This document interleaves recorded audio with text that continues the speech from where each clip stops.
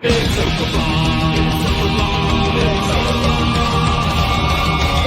night in with MauLer and the drinker, getting trashed with the web screen dictors. A cheap night cause I'm feeling kinda thrifty, got a 10-pack of beers and a bottle of whiskey. Hop up the cork, have a glass of wine, pass fail safe, I'll be fine. Trouble walking in a straight line, but pour me a Pinot Noir. It's open bar with our hosts, MauLer and the critical drinker.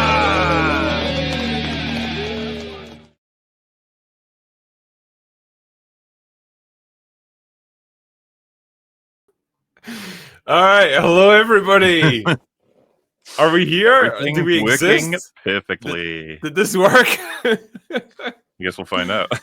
It honestly felt like that bit in Apollo 13 when they're trying to power up the command module and one wrong move will short everything out and kill everybody. Yeah. So, yeah. Sorry, everyone, that we were a little bit late this evening getting started.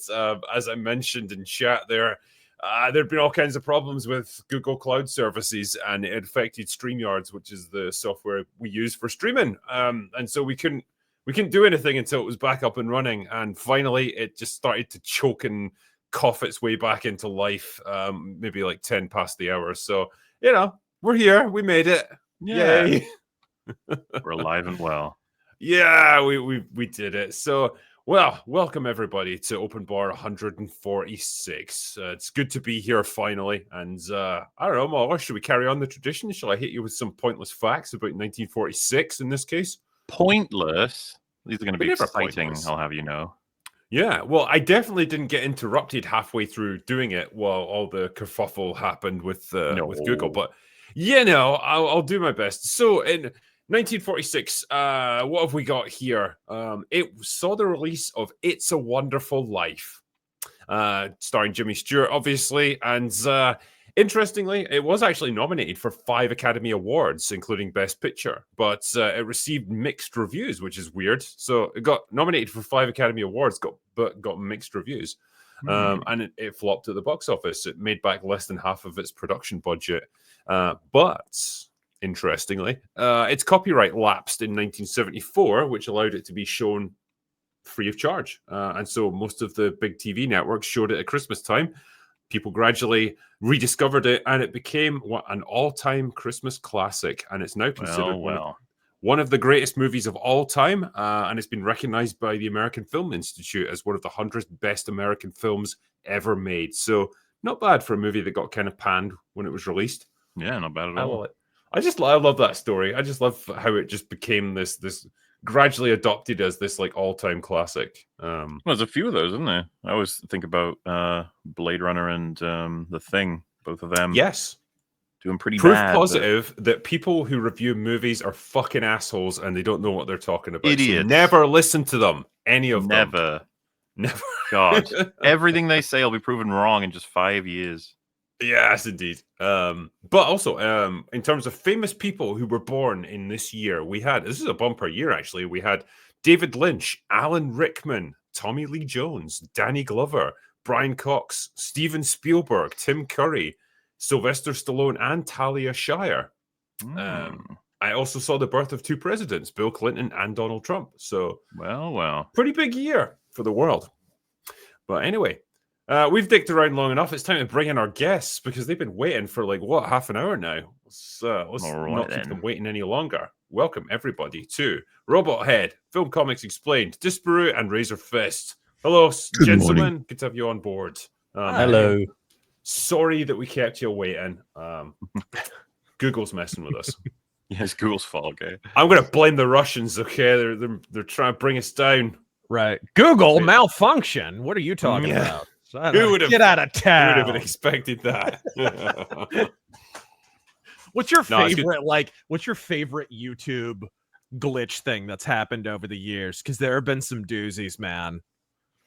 I think the biggest of all had to be when they tried to do the Google Plus thing with comments. That's not even technically a glitch. Oh my God, but... yeah. What happened there? Do you guys remember YouTube Heroes? No. That happened for like a month. Yeah. YouTube Heroes. God, chat's gonna have to help out on this one. It's like a weird thing. I feel like it was around the same time the fucking Fine Bros tried to do, patent reacting and stuff. There could be a whole fucking 10-hour video about the history of YouTube's insane failures. Well, yeah, remember YouTube Red? They were going to compete with Netflix. That lasted about 2 weeks. And their UI was exactly the same as Netflix. Their ads were all identical. Yeah. Somebody literally did a side-by-side of Netflix ads and ads for YouTube Red, and they were like, one was literally mimeograph from the other. It was brilliant. I mean, YouTube is the perfect example of, like, if it ain't broke, don't fix it. It's like you've got a perfectly fine video streaming and video hosting web service right there. Like, you don't need to do anything else to it. It's fine. It's like they just can't stop. I'm sure Netflix looks at YouTube like, I wish we had people making hours of content for us rather than spending $100 million for it at a time. And then YouTube looks at the side and goes, no, I'd love to burn money like them. God, I wish we didn't have to pay $5 million to Hannibal Buress and pretend he's funny. Gosh, that's a tragedy, is what that is. But yeah, at least it's working for now. So let's make the most of the time that we have. You know. I was just looking into it. YouTube Heroes. I don't know if you remember the video that launched it. It got like extremely controversial. It's to do with how to bring down like videos that are mean or whatever have you on YouTube.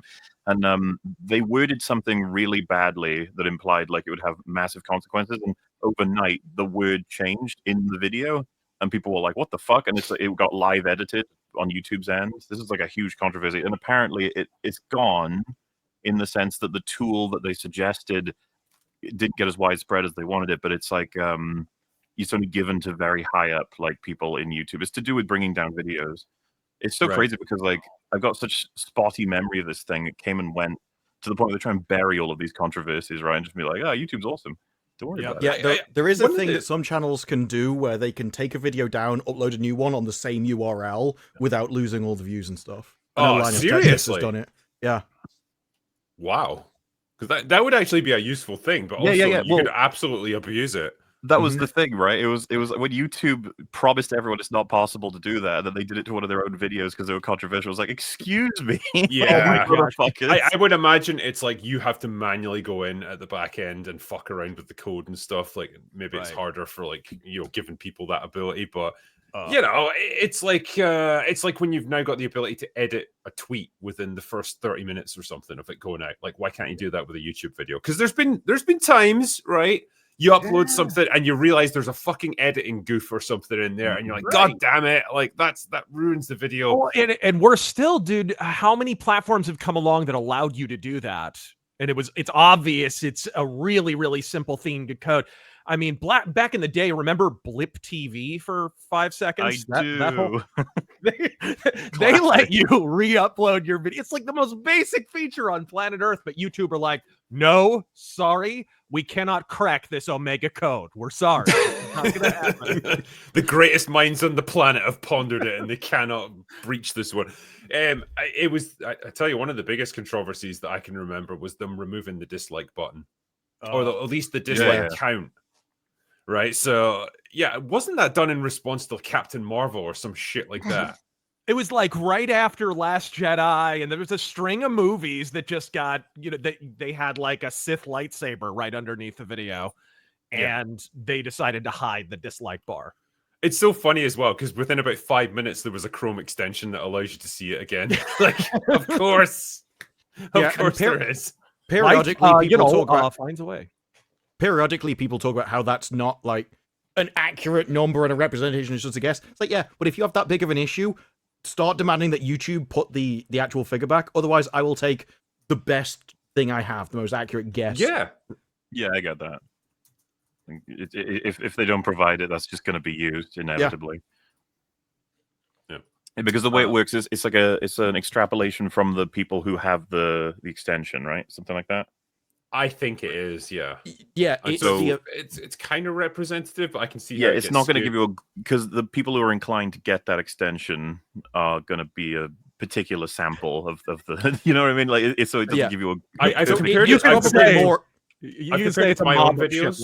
Yeah, I've compared it to my own videos to see what it gives me, and it's maybe skewed like 10% in favor of like negativity, like or downvotes. But the problem will come on controversial videos. It's not going to be able to be that accurate because it'll it'll be based on such a small, because like we'll never know what the broad audience might think of any given, because a lot of people use this in defense, right? As any given fucking iDubbbz controversial type thing, it'll be like, this is not even remotely accurate. It's like, do we know that people hate the video? Like, Right. we don't, doesn't need to be 100% accurate. You know, Okay. I kind of make the same argument for like Yelp, because who's gonna leave a Yelp review? The guy who just found shit in his Subway sandwich or something, right? Yeah. Like that's 90% of the time, that's the person who's gonna write the review. Yeah. But I guess one of the things that really leapt out at me this week, right, was how fucking nothing's happening. Right? It's been a slow week for Hollywood, unless you're a flaming Waymo. So yeah, June in general has been, I don't know, it feels like a dump month, right? June feels like a dump month where they like studios are just releasing like the garbage that's left over, or like there's nothing they've got any particular faith in. And it's weird because it's like May was packed with big releases. July obviously is, but June has got not much apart from 28 Years Later. That's the only biggie that's coming up this month. right. And even that is like an R-rated horror movie, so it's not going to do like crazy numbers at the box office. So yeah, it feels like a month without much going on. But yeah, one thing that did come out, right, was Ballerina. And it's the latest entry into the John Wick universe. And it flopped, right? And I tried to draw a comparison between this and Furiosa, because to my mind, both movies are reasonably good. Like they're pretty standard action movies. They're not girl bossy or anything like that necessarily. Maybe they're a slight step down from their parent franchises, but they're still okay. They get good word of mouth, good reviews, like audience scores seem to be really good. And yet nobody's watching them. And like they both flopped. Furiosa, I think, made 178 million worldwide, and it had a production budget of 168 million. So obviously nowhere near breaking even. And Ballerina is on track to do the same thing. It made 25 million in its opening weekend. It costs 90 million to make, so it's not a cheap movie. It's obviously not going to get anywhere near break-even point. And I theorized that this could be down to, one, probably putting too much budget onto these like spin-off movies, but two, I think audiences are just kind of sick of girl boss movies. They're especially sick of like a girl boss replacing a male-led franchise. Yeah. And the downside of all that is that they don't give a chance to like movies that are actually halfway decent.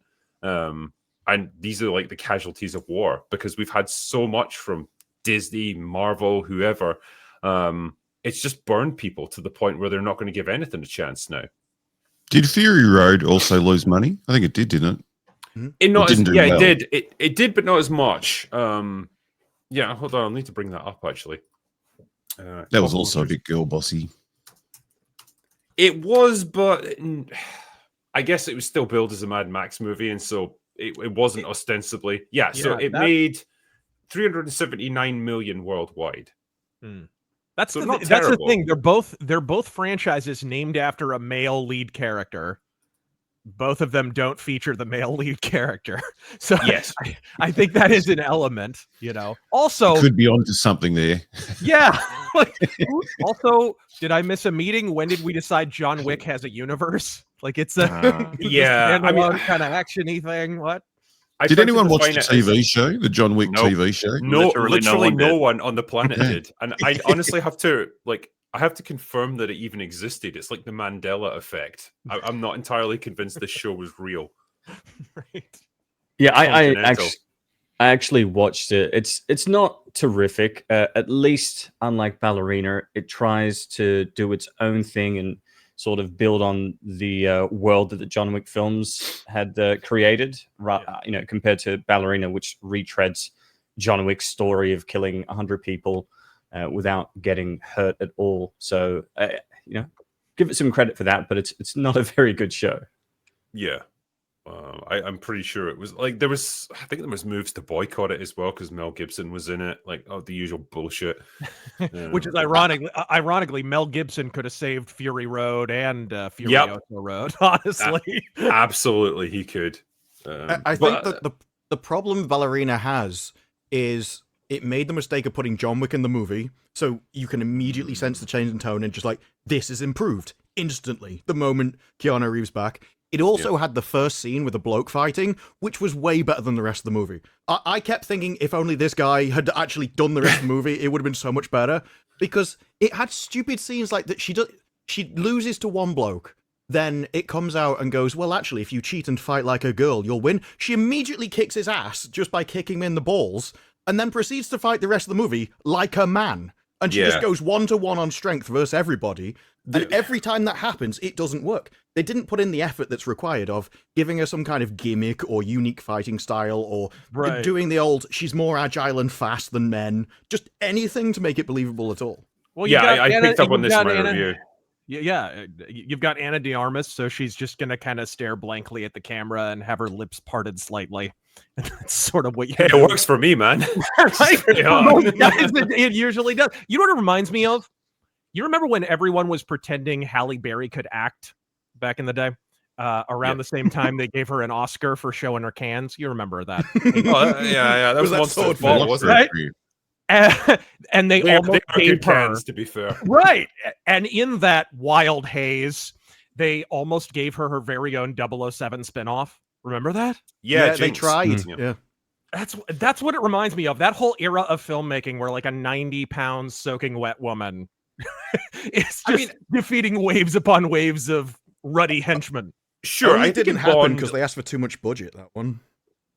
Maybe. Yeah, well, also, like, No Time to Die was absolutely savage. No, is it No Time to Die? Die Another Day. Die Another Day. There's too many movies with dying in the title. Die Another Day. They both got absolute savage, but sure. this one particularly, and I think that just killed the coolness factor for Bond, and so immediately they were like, no, we need to move away from like the Pierce Brosnan era. It's time to get someone new, and that killed any like potential there for a Jinx spin-off, because she would have been part of a dead franchise by that point. It was moving on.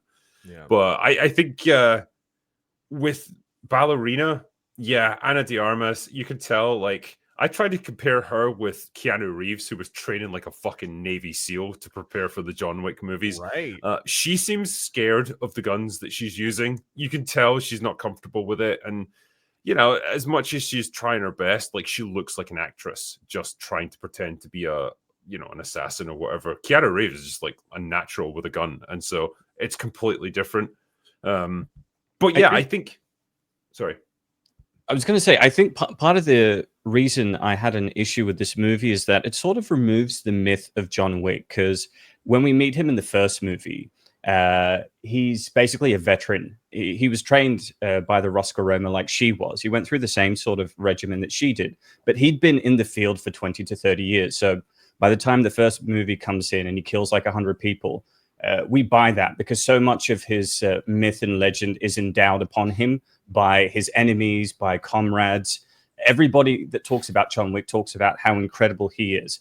And then you have Eve in Ballerina, who literally just graduated 2 months ago. And after doing a handful of missions, she's able to accomplish what he did.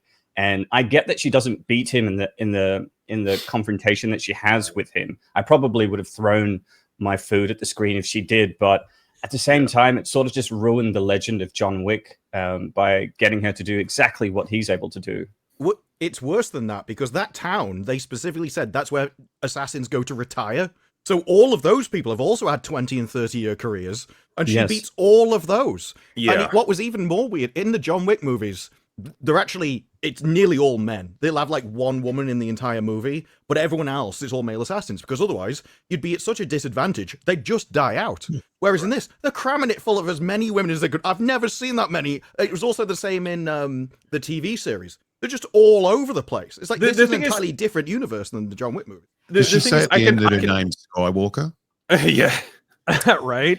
The thing is, right, I can buy that idea that like she could be a femme fatale and like, you know, she can use seduction in order to like lure her targets in to assassinate them, but like she never uses that approach throughout this movie. It's all, as you said, Disparu, there's this moment in the movie where they suggest like, okay, you're smaller, you're weaker than the guys, and so you can't fight like them. If you try and fight them on their terms, you're always going to lose because you're always at a disadvantage. You have to find other ways. You have to cheat. You have to fight dirty. You have to fight like a girl. Yeah. And I'm like, okay, where are they going to go with this? Is she going to like bite and scratch? Is she going to pull their hair? I don't fucking know. No. And then like, she literally just fights a bit harder and then beats the guy. And then that like fights just like John Wick. The fight choreography is exactly like him throughout the movie. Yeah. She'll like if a guy swings an axe at her, she'll just grab his arm and catch it as if she's got equal strength to him. She doesn't.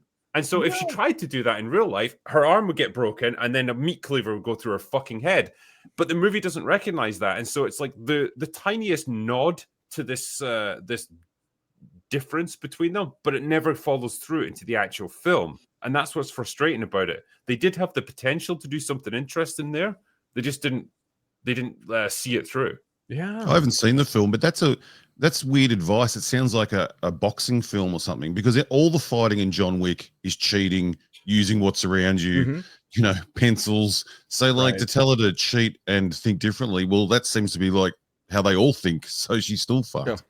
If getting kicked in the balls was an I win button, the men would do it too. I think there was more realistic combat in I'm gonna have to go back to a fine filmic opus, Barbed Wire. Absolute classic from the 90s. A fine Anderson was tearing that shit up. But go watch that. Go watch that make a movie. follow-up. She's only ever using like shotguns and what she's cheating. Right? Yeah. That's the whole movie.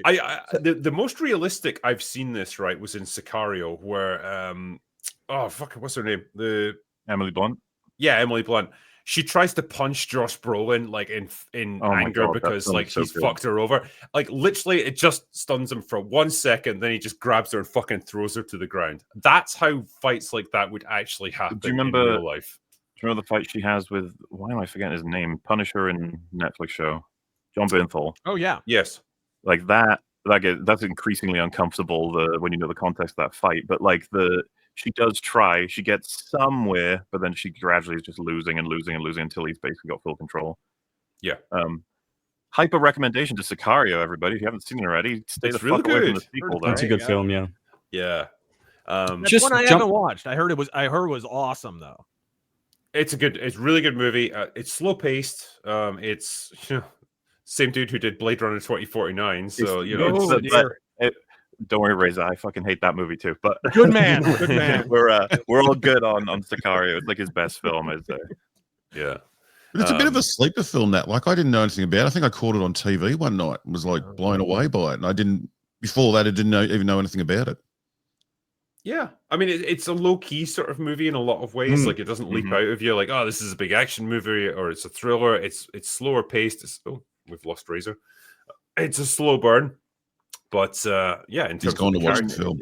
Yeah, you see him in like 3 hours. The film doesn't make itself clear as to what it's about until way further along. Like, you're as confused as the protagonist is for a while as to what exactly is happening. But people always share scenes from it as being like a masterclass in tension. So yeah, easy recommendation. Especially the highway scene where they're about to get besieged by Mexican cartel members is phenomenal. Yes, it is. Yeah. It builds that feeling of threat and like the ominous sort of like looming threat of what's going to happen, and it actually makes you feel uneasy, which is really fucking good. It's a bit too real to think of it as an action film. Like, it feels real the whole time. Yeah, I mean, have you seen Warfare at all? The No. new one that just came out this year. Fuck yeah, dude. Top tier quality film that is. Yeah, give that a watch, because that's the most. I mean, I've never been in a fucking war, but like that's the most realistic depiction, of seemingly realistic, that I can imagine. It was made by guys who were actually in that battle. So Siccario is about what, like cartel violence at the border? That cartel. Yeah, the simplest introduction to the premise is that Emily Blunt plays a character who's offered a chance to become part of a team that's going to deal some serious, significant damage to the cartel. Oh, and it sounds kind of like, because it starts quite grimly in terms of an event she's a part of, and so you as the audience are sort of on board with like, yeah, let's do it. And as the film goes on, more of the by the book approach is torn away, and the characters she's dealing with aren't telling her a lot about what's happening. And I'll leave it there in terms of it gets incredibly fucking interesting by the time you hit the end. Kind of sounds like that. What is that Cartel Land documentary that James Cameron's ex-wife made? You know what I'm talking about? I never saw that. It's great. It basically documents that, but in real life. Well, yeah. Siccario and Warfare. Check them out. Yes, good movies. And that documentary. Yeah, here's a question actually. What's the difference between a strong female character in the East versus the West? What are examples of strong female characters from the East? I can answer this question really fucking easily. They still act like women in the East. Mm-hmm. They're not just trying to be like absurd caricatures of men. Yeah.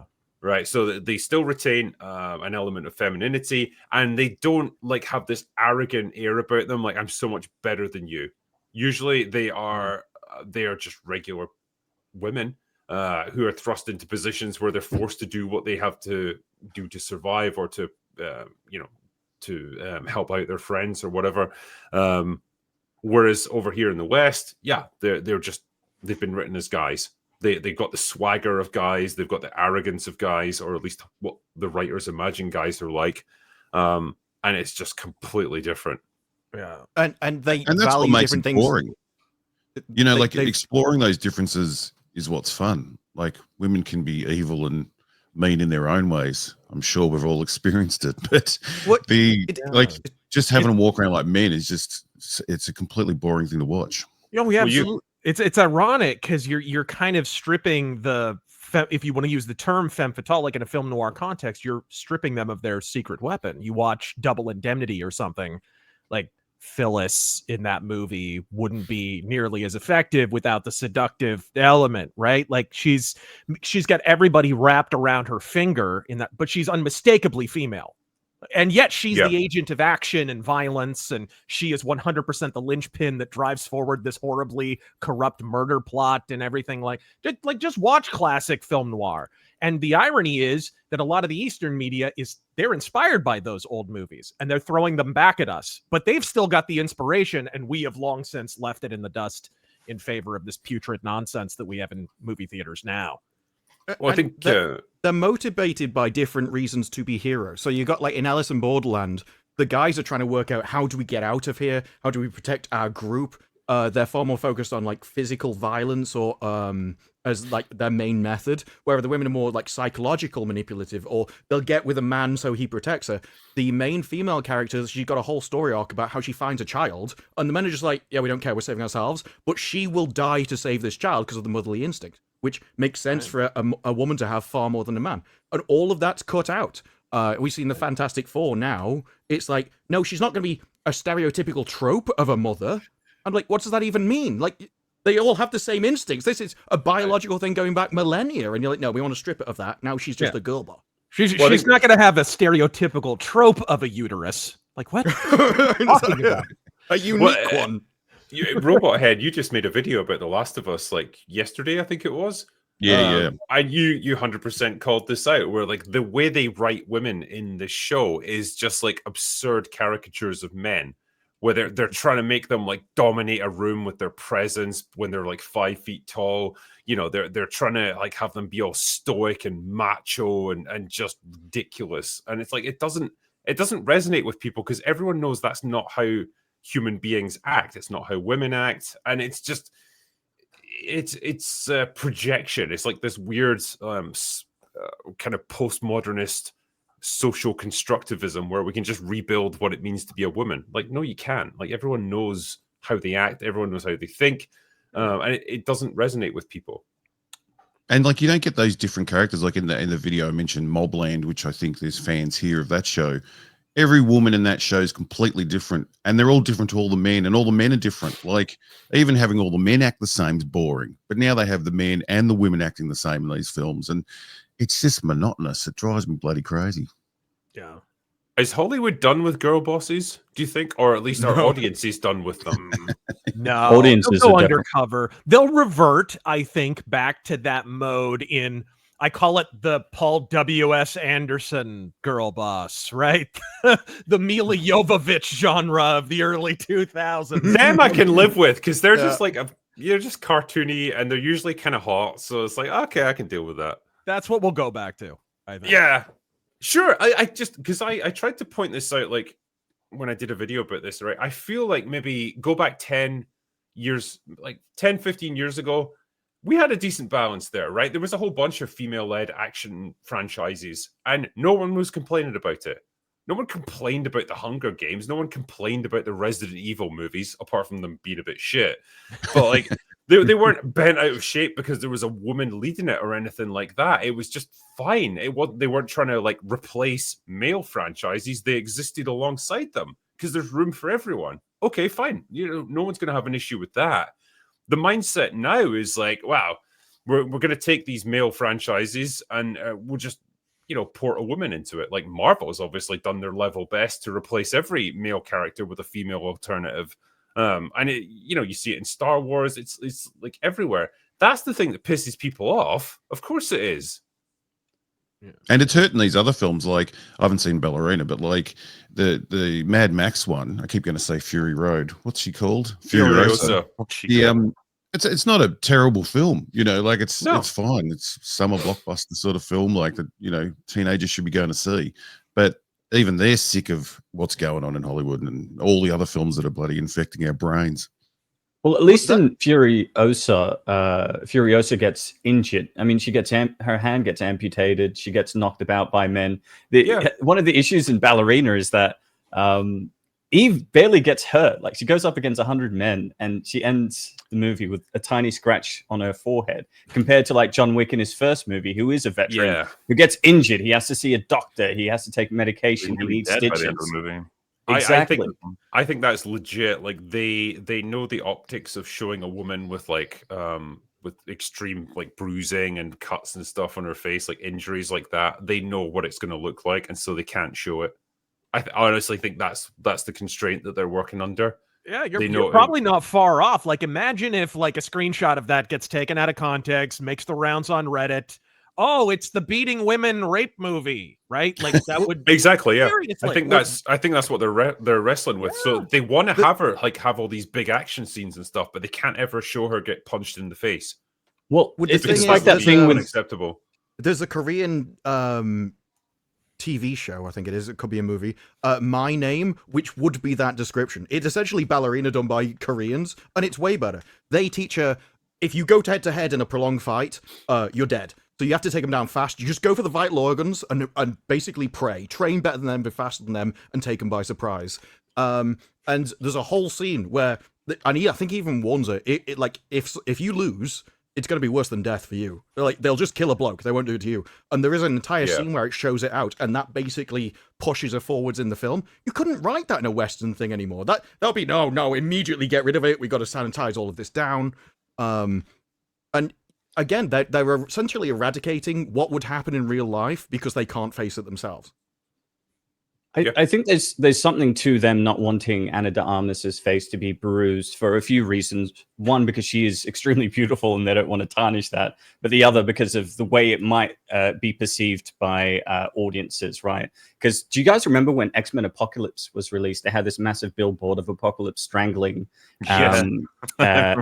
And everybody was flipping out because of how it sort of looked. And so maybe some of that sort of factored into their decision to ensure that she didn't get hurt at all. Well, 100%. And like it was the same with the Star Wars movies, right? Anytime Kylo Ren, they've merged together into one person. They invented their Bennifer label. Fantastic. Yeah. Here we go. Anytime he fights her, like he's never allowed to inflict any kind of serious injury on her, because you can't have this visual of a big burly guy like like Adam Driver beating up a smaller woman, and it's not allowed. And so you have to structure that fight very carefully, where he never really lands any blows on her, and then she kind of just beats him and off they go. It's what it is, that's just what they're wrestling with. But it's like, if that's the constraints that you're operating under, then don't put your female characters in situations like that, because you've backed yourself into a corner to the point where you can't resolve it then. Right. It's just silly, and you end up with these ridiculously sterile fights where no one really takes any hits. It's like, and the weird thing is as well, Well, one of the reasons they've said they've done it is because they believe that entertainment and stuff affects real life, and so if they show violence against women in a movie, it'll cause it in real life. I actually think it's the other way around. That they've shown all these girl bosses taking on men in violent fights, and the amount of times now in a bar or something, you'll see a woman start a fight by hitting a bloke. Like, that is not a good idea. Do not do that. Right. But they're so surprised when they end up on the other side of the bar from one punch. It's like, yeah, because you probably thought it was going to be like a movie. If you've never been in a fight, and that's your only frame of reference, it's way more dangerous to think that you can take it and you can't. Right. I think people in like MMA clubs and stuff like that, they describe it as the realization, right? It's when a girl starts like training, she starts to put on a bit of muscle and she gets some fighting skills and she thinks, you know what, I could take on one of the guys here and probably do okay. And then she does, and he like beats her within about 3 seconds. And then they have this enormous like crisis of identity and confidence. Like, oh my God, half the population could literally beat the shit out of me, and I've got nothing I can do about it. It's like, well, what did you expect? Like, this is exactly as you've described this, Brew. It leads them into this like weird false sense of power and security that they don't have. Right. Well, in the army, they seem to train specifically for that. I know Lady G's told the story where a male trainer just asked the women to, do whatever you need to get me to the ground. And she said 3 of us were just hanging off this guy, and he was just walking around the room. There was absolutely nothing we could do. Yeah. Just as effective on the front line, I'm sure. Sleep tight, everyone, with fucking threat of impending war with Iran. Yeah. It's just, all that shit goes out the window when it's actually like real war and real conflict. Yeah, I know anecdotally, like, couple of the guys I used to go to school with, they joined the army, and they were like, yeah, when you were out on exercises for training, you would get put into squads of like maybe 6 people. You had to complete like a bunch of obstacles. You had to navigate across country and get to a certain place, lift equipment, all that sort of thing. There would always be like a few girls in any selection group, and you prayed that one of them didn't get put in your squad because they were an absolute liability. Like Squid Game. Well, basically, yeah, they couldn't lift anything, like they couldn't get themselves over obstacles, and so everyone had to help them, and so they became a detriment to the group. But you weren't allowed to complain about it, and you weren't allowed to call it out, because then you get brought up on, a discipline, basically. Well, it's sort of like marriage. Pretty much. But that's also something you never see in the entertainment, because one of the things that they've said is if a guy sees another guy die on the battlefield, he can just carry on. He'd just walk over him. But if a woman dies on the battlefield or is injured, he just stops whatever he's doing and instantly goes into protection mode and kind of forgets the mission. So it affects the blokes as much as anything else, just like mentally. You never see anything like that in entertainment. It's all, everyone's equal. No, the guys don't even protect the women in this anymore, because the women's like, no, I can do this all on my own. And even if she'd go down in the first place. I think with all this kind of stuff, even if it's not conscious, you subconsciously know this is how people would behave, and it just draws you out the movie. You never feel anything when it happens. And it's funny because they don't even frisk the idea down anymore. Like, Dirty Harry did a whole movie on this back in the 70s. Like, hey, women cops, right? They literally had a whole monologue back and forth, him and Tyne Daly, right? Is that The Enforcer? The Enforcer, yes. Yeah. Go watch The Enforcer. It's awesome. Yeah. Here's I like this one. Real story. I did kickboxing as an adolescent and fought a girl once. Kicked her straight in the face. Damn, bro. Chuck Norris style. Then punched her for a bit. Is this true confessions? What is? I hope the statute of limitations has expired on it. Yeah. Jesus. Maybe the guy's done his time. I don't know. I know. There you go. Yeah, like stuff like that is almost unfair. It's like abuse. Like, why would you match a girl up against someone like that? Yeah. Like, it's unfair. But then, like you said, it's the situation the writers put him in, because the films, we all use as reference, like Aliens or Terminator 2, and that. No one questions that, because they create a story and environment and put them in situations that they can handle. Right. And it's, it all comes back to the stupid stories they're writing. Yeah. I think the ultimate expression of all of this nonsense had to be Last of Us Season 2, where you've literally got a small child wrestling a guy who's like 200 pounds to the ground, and beating him. Was that the first episode as well? I think it was, and complaining that he didn't punch her hard enough. Motherfucker, he's that guy pulling punched his you punches. full in the face. Like, he would make you pretty.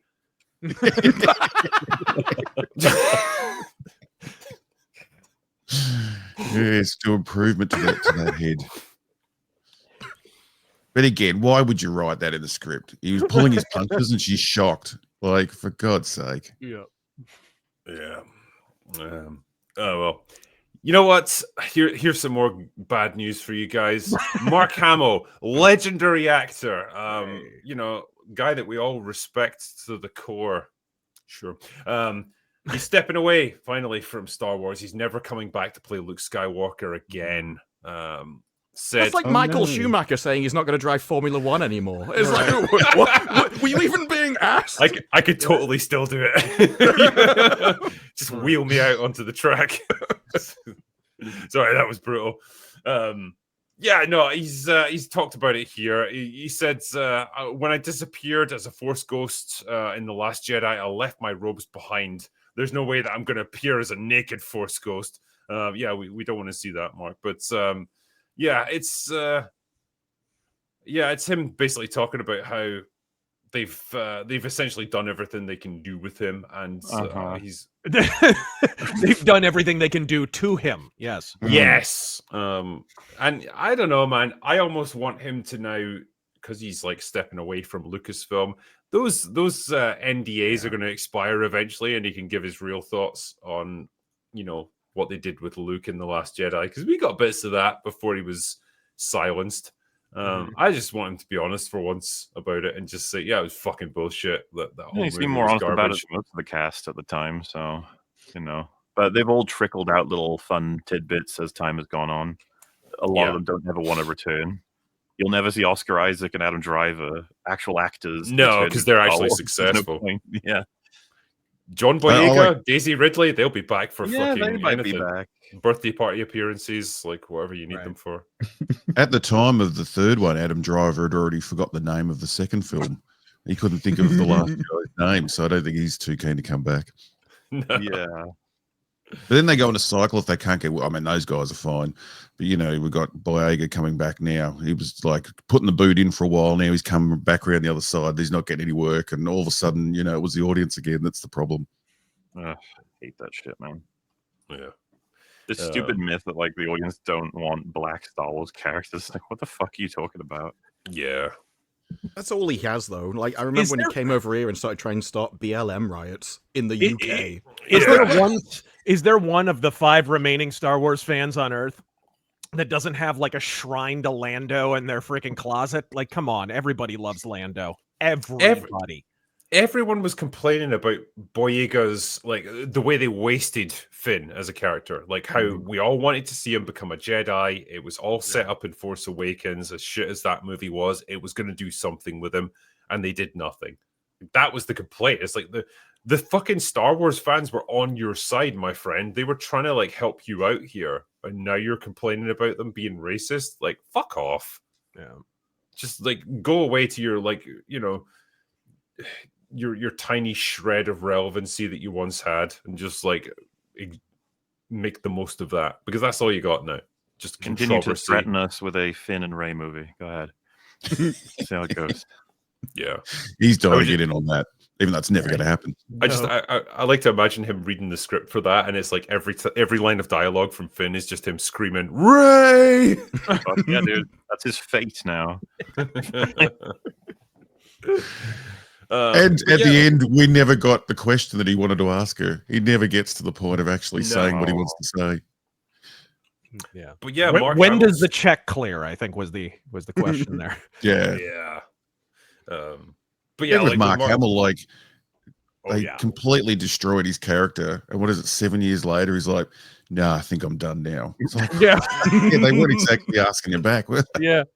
Well, I guess because he turned up for like Mandalorian, right? When they filmed it, he was he was like the body, and then they put the, I don't know how the fuck they did it. I saw promotion. Well, they would have like superimposed the young face onto old saggy Mark to me, Hamill that's like face. Borderline ceremonial. Like it was such a like pathetic attempt at trying to evoke Luke Skywalker. It has nothing to do with Mark Hamill anyway. So the idea that he's like, I won't be doing that anymore. It's like, okay. Hey, speaking of which, guys, you looking forward to Spaceballs 2? I honestly, if it makes fun of what Star Wars has become now, as opposed to what it was like back in the 80s, fucking go all in on that, my friend. I would love to see that shit. Yeah. Feels weird to be getting Naked Gun and Spaceballs like reattempts at the same time. It's like, man, those, I don't know if you should be touching them at all. Yeah, right? It's like, hey guys, remember when comedy was a thing? Yeah. Right. Yeah. I don't think the audience is even ready for that sort of comedy. I don't think the youth would understand what we're meant to be doing at a cinema watching that sort of film. Yeah. But the Spaceballs one, I had no hope until that little trailer that came out today, and they're shitting on the Star Wars movies. And all of a sudden I thought, oh, maybe this could work. Maybe. Yeah. I mean, I still think there's like a 9 out of 10 chance it's Spaceball cancer. I don't know. I've missed films like that though. I've missed like the airplanes, the hot shots, you know, the Spaceballs movies, like that kind of like wacky, you know, absurdist humor. We haven't had that in so long, man. And I missed it. Well, it's because all comedy pushes against the orthodoxy. But if that's what your job depends on, you can't make fun of it. It would immediately get you fired. So they've had to wait for it to essentially kind of be on the way out before they can even dare make fun of it themselves and pretend they were always like that. Right. And they used to make fun of everyone in those movies, if you remember. Like in the Zucker movies, there was kind of a running gag about Ted Kennedy and crashing the Oldsmobile off the side of the bridge, and like all the movies, they'd work that in somehow to the script. And you can't do that anymore. You can only make fun of one of the political parties, so it doesn't work anymore. Mm-hmm. Yeah, for sure. I used to watch loads of like sketch shows over here and like panel comedy shows and stuff, and then they just all died at the same time. They're still going, but nobody watches them. They still repeat them here in Australia. Every night we've got like, 8 out of 10 cats and Would I Lie to You? And they're all repeats from like 10 and 20 years ago, and they just on a constant loop, over here. There you go. Give me Blazing Saddles without the convenient town bell. Yeah. That is a good question, though. Like, what is the last like good Hollywood comedy you can even remember watching? Like, what? Our answer for that is usually Tropic Thunder. Yeah. Yeah, I didn't see Tropic Thunder, so I might have to go all the way back to like Austin Powers or something. Like Austin Powers. Robert Downey Jr. goes blackface, so yeah. I think you would honestly have a blast with Tropic Thunder. Probably. It's a genuinely funny movie. But then you look at something like Me, Myself, and Irene, and it's like there's probably not a scene in that they could make today. Like the whole film. Yeah. What's remarkable about Tropic Thunder is that it is doing stuff like blackface or making fun of pretentious actors, studios, Hollywood in general, while simultaneously being a major budgeted film with a bunch of A-list actors. It's like you'll never get that again. Or at least it feels that way. Well, for Hollywood to actually make fun of itself, like I feel like they've lost that ability now as well. Like they take themselves so fucking seriously now, especially the activist stuff. It's just negates the idea of any kind of like self-mockery. Mm-hmm. Well, it's why they got rid of Ricky Gervais, because he stood at their award show, which they pat themselves on the back, and just took the piss out of him. So they immediately got rid of him. And every person afterwards has all been very polite to them. Yeah, they kind of make jokes, but not really. And then there was that one guy who apologized after every single line because he was offending people. Dude. Yeah, if you honestly want to make money, just give Ricky Gervais like $50 million to sit in front of a camera and talk, is what I say. Just let him go. Wind him up. Because they tried to do the Phoebe Waller-Bridge thing with him and like fit him into the Hollywood mold, and like he did a bunch of shitty comedies in Hollywood. It never worked. Ricky Gervais, like all those weird. Because you could tell, like mainstream. he wasn't allowed to play to his strengths, and he wasn't allowed to have creative freedom. And did you see him on Curb Your Enthusiasm? No, I never saw him in that. Actually, that was great because that show isn't scripted. Right, so they don't have a script of any kind. It's all improvised. They have a general idea of what they're going to do, and it turned into Larry David, creator of Seinfeld, taking shots at The Office, and Ricky Gervais taking shots at Seinfeld. Oh, that's the show with the laugh track, isn't it? Oh yeah. Seems a lot of American shows do that. Hey, it seems kind of like a crime, and it turned into this like passive aggressive. Yeah, you gotta watch it. I like this one as well. Tom Cruise, he's pushing for his character, Len Grossman, to get a spin-off. I would fucking watch that. Like, Razor, for context, like the character he plays is probably one of the funniest ones in the whole movie. Apart from Robert Downey Jr., he is just fucking incredible. You will have seen memes from that character because I will annihilate you. Oh, absolutely. Yeah. I've seen Tropic Thunder memes for years. Yeah, absolutely. The best bit is after he says all that, and he says to his assistant, "Can you find out who that was, thanks?" Yeah, after screaming at a guy and threatening to kill him. He doesn't even know who he is. Wish we had him in real life to take over Hollywood or Disney or something and actually clean it up. We need someone like him. They put that guy in prison, didn't they? Les Grossman was probably meant to insult Studio Head, but he's so fucking entertaining that you kind of want him around. Like, I would have thought as part of the story, he's like a Studio Head that would likely create a bunch of shit. He only cares about the money, that sort of stuff. But he's just so fucking funny. Oh yeah. It's when he's like dealing with the director and he's like, "Where's the key grip guy? Okay, you hit him in the face really fucking hard." And the guy just goes, "Sorry, man."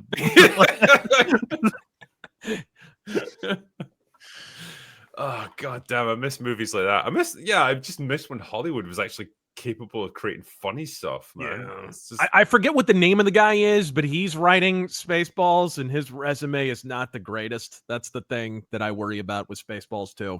Let me look it up, like see what's with it. People have been pointing it out and I'm like, oh, that's not so great. Writing in Hollywood must be the bloody magic dream job to get, because it doesn't matter what the hell you've done in the past, you get more work. Like, it's just, and it seems to get bigger and bigger and bigger. Dude, look at Damon Lindelof, for crying. How many crappy alien movies did he write? It's not fair. Let's see. So I can look it up real quick for you if you need. I mean, the original Spaceballs only just gets across the line. Like, it's going to be a big call to try and capture that magic again. Right. I just wonder if they actually are going to call it Spaceballs 2, The Search for More Money. Yeah, they have to, don't they? Josh Gad, that's who it is. Right. Josh Gad is set to star and produce. I have literally never been impressed by Josh Gad, so it's like, I always get confused when he turns up in shit. He was in Murder on the Orient Express, and I was like, why are you here? Oh, wait, was that him or was that the other guy? There's two fat guys who look the same. Sorry, Disparu. No problem. I didn't notice you were backstage. I knew you were searching something. He disappeared like a force cloud fart. I went the Josh Gad rabbit hole, sorry. Yes. Isn't he in Artemis Fowl? Yes, he was in that as well. And he was in Beauty and the Beast and Frozen. Oh, he's the voice of Olaf. That's why. He like pops up in all kinds of things, and you're just like, why are you still here? Why do you exist? Here's a question. Razorfist is back on. When are we going to have the James Cameron's Aliens debate? Team good movie versus team bad movie. Razor can rip into it and Drinker and MauLer can defend it. Long overdue. That's a whole other stream right there. It's true. That we would have to sell pay-per-view tickets for that one. Yeah. I'd love to do it. Honestly, Thunderdome. Yeah. I'd have to find an ally though. We'd have to tag team it. We'd have to find. Yeah, that would only be fair. Yeah, we need to find an aliens hater out there. I'm reasably informed that they exist somewhere. I'll have to find Ridley Scott or something. He'll come on. Have you seen his interviews recently though? He's just getting crazier and more demented. I mean, you can tell from his movies, right? You're like, the last I heard about him was just. Right. The last I heard from him was like reports of the sets where he's just like, especially like Napoleon, Gladiator 2, where he basically just doesn't care anymore. He just says like, "Fucking shoot it any way you want. I don't give a shit." When they asked him about sharks in the Colosseum, and he's like, "Of course they had sharks. Why wouldn't they have sharks?" He's just going off about it. Of course they had sharks in the Colosseum. when he was told like the French hated Napoleon, like they hated his movie, he's like, the French hate them fucking selves. Why should I give a shit about my movie? How can you hate this man? He's completely given up because he went from Alien, where he'd meticulously compose every shot, and he was behind the camera for a lot of the takes, to Napoleon and what was the last one that he did? Gladiator 2, where he's just like, let's just have 7 cameras. I don't care what shot size. We'll put it together in post production. Yeah, they are still pretty though. He still makes pretty piece of crap movies. Well, that's the thing. I think it was Drinker, because we talked about it. I think it's his cinematographer that said that he's done with him. Like, he doesn't want to work with him anymore because he doesn't care anymore. Which is just sad. Yeah. It's like, oh man. Yeah, I will give him credit for, like, especially when you go back to like the era of Alien and Blade Runner and stuff, like the Legend, visual, dude. Oh my god! I can always describe it. It's like there's a richness to the visuals of those movies. It feels like you can swim through them. Like, they're so dense with like atmosphere and stuff. It's just beautiful to look at, and you think, God damn, that's a guy at the top of his game. But that was 40 years ago. Now here we are, and like, he's old and he doesn't know where he is anymore, and he just doesn't care. His last good movie, and it won. Well, did it win Best Picture? I forget. Was The Martian, and that was 10 years ago. Yeah, The Martian I really liked. I think that doesn't get enough credit, actually. Like, people never talk about it anymore. It's like, oh, is last good? Like, you see it as almost a modern thing. It's like fucking decade ago. Jesus, you're right. Yeah, everything moving too fast. Someone's saying here, Gladiator and Black Hawk Down are his best films. No, his best films were Alien and Blade Runner. Alien and Blade Runner, yeah. Those movies are fantastic. I'm not taking anything away from them, but they're in a different league. He has some good ones that are sleepers, like Black Rain and Legend, and Someone to Watch Over Me is kind of a cool, like, neo-noir, and like, he has some good ones that just, what was that, like, Conquest 1492, whatever that one? Oh, yeah. There were some cool ones, and even some pretty movies that were terrible, like Robin Hood. But yeah, Kingdom of Heaven director's cut is actually really good. It's a slog, though, isn't it? Yeah, Fucking like hell, that movie's long. Yeah, it's like 3.5 hours. Yeah, I had fun with American Gangster, but I wouldn't say it's one of his best. Yeah. What's the next one here? There might come a point though where he loses it so much he just accidentally stumbles on Genius, and it's like it's his best movie ever because it's just a deranged mess that just kind of works. It's just crazy to me. Clint Eastwood is so much older and is still making watchable movies. Yeah, I'll give you that. Jura 2 is watchable. Yeah, I just wish it were better. I mean, that dude is on like 1% battery and power saving mode at this point. Like, it's like, I love him, but man, I don't think he's long for this world now. He's getting pretty frail these days. I do like this one. Greetings to Drinker, MauLer, and panel. Just heard that they're rebooting Being John Malkovich, and Pedro Pascal has been tapped to play John Malkovich. Aren't we living in that film? Yeah, is he like Mexican Michael Caine? Is that what's going on here? He's everywhere. I don't even know how he has the time to do everything he's doing. Like, I know Mandalorian, it's just phoning in the voice, so that's pretty easy. But fucking hell, he just turns up everywhere. I will say, with the Ari Aster film trailer going around, I've seen it's become very like a public sentiment now of just like, man, he really is in everything. I've seen people talk about Pedro Pascal fatigue. Oh yeah, which is, it's just funny because it's like, if he gets cast in one more thing, the whole internet's gonna fucking blow up. Yeah. Can you think of any other actor that's had this blanket coverage? Like, the great actors had gaps between movies. Like, when you look back, like, I've never seen this sort of blanket coverage from one person. It's just in bloody everything. I can see why he's doing it though, because he's 50. Oh yeah. Right, and like, great with a time glow is stick. running out. Like, his time as like a leading man is finite, and like, once you get past 50, those roles do start to dry up. So I imagine he's trying to make hay while the sun shines on this one. But at the same time, it doesn't remove the fact that, like, it's just really fucking annoying seeing him show up in everything. Well, and everyone's offering him the roles for him to accept in the first place, which is very. Yeah, I mean, actors get pushes. Like, this is what Hollywood does. They'll find an actor that's like flavor of the month, and they'll just put them in everything. Sometimes it works, sometimes it doesn't. Well, if you're a cynical Hollywood asshat and you're thinking of world markets, okay, China's kind of dried up for obvious reasons. America's dried up because of the COVID thing pretty much ever since. Who's left? Central America said, oh, this guy's name has Pedro in it, right? Let's cast him in a lot of things. It's kind of the same logic as when WWE did the Rey Mysterio thing. Remember that? For 5 minutes? Like, hey, we have lots of Mexican fans. Let's try and play to that. It might be that cynical. It really might be. I've heard people say, right? I've heard people say that like he's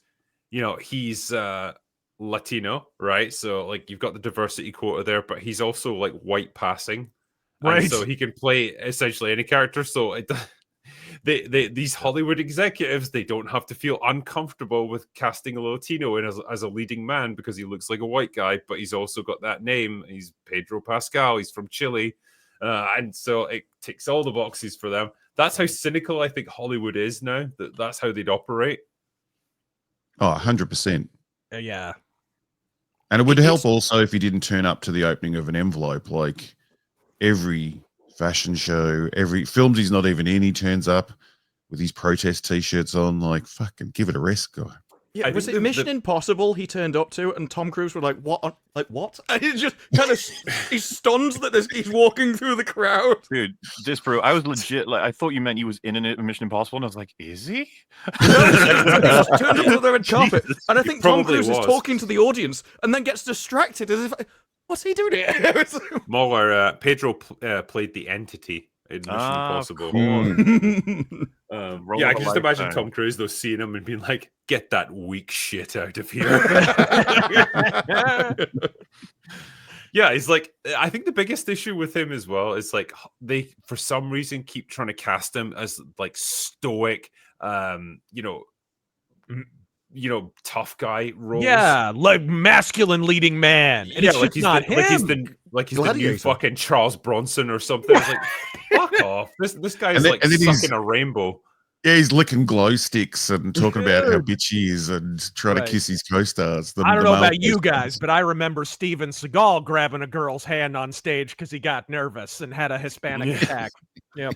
Well, it's like The Materialists. The worst thing about that movie is we're supposed to think that Pedro Pascal is interested in Dakota Johnson. It's like it destroys the entire meaning behind the romance story in the first place. Right.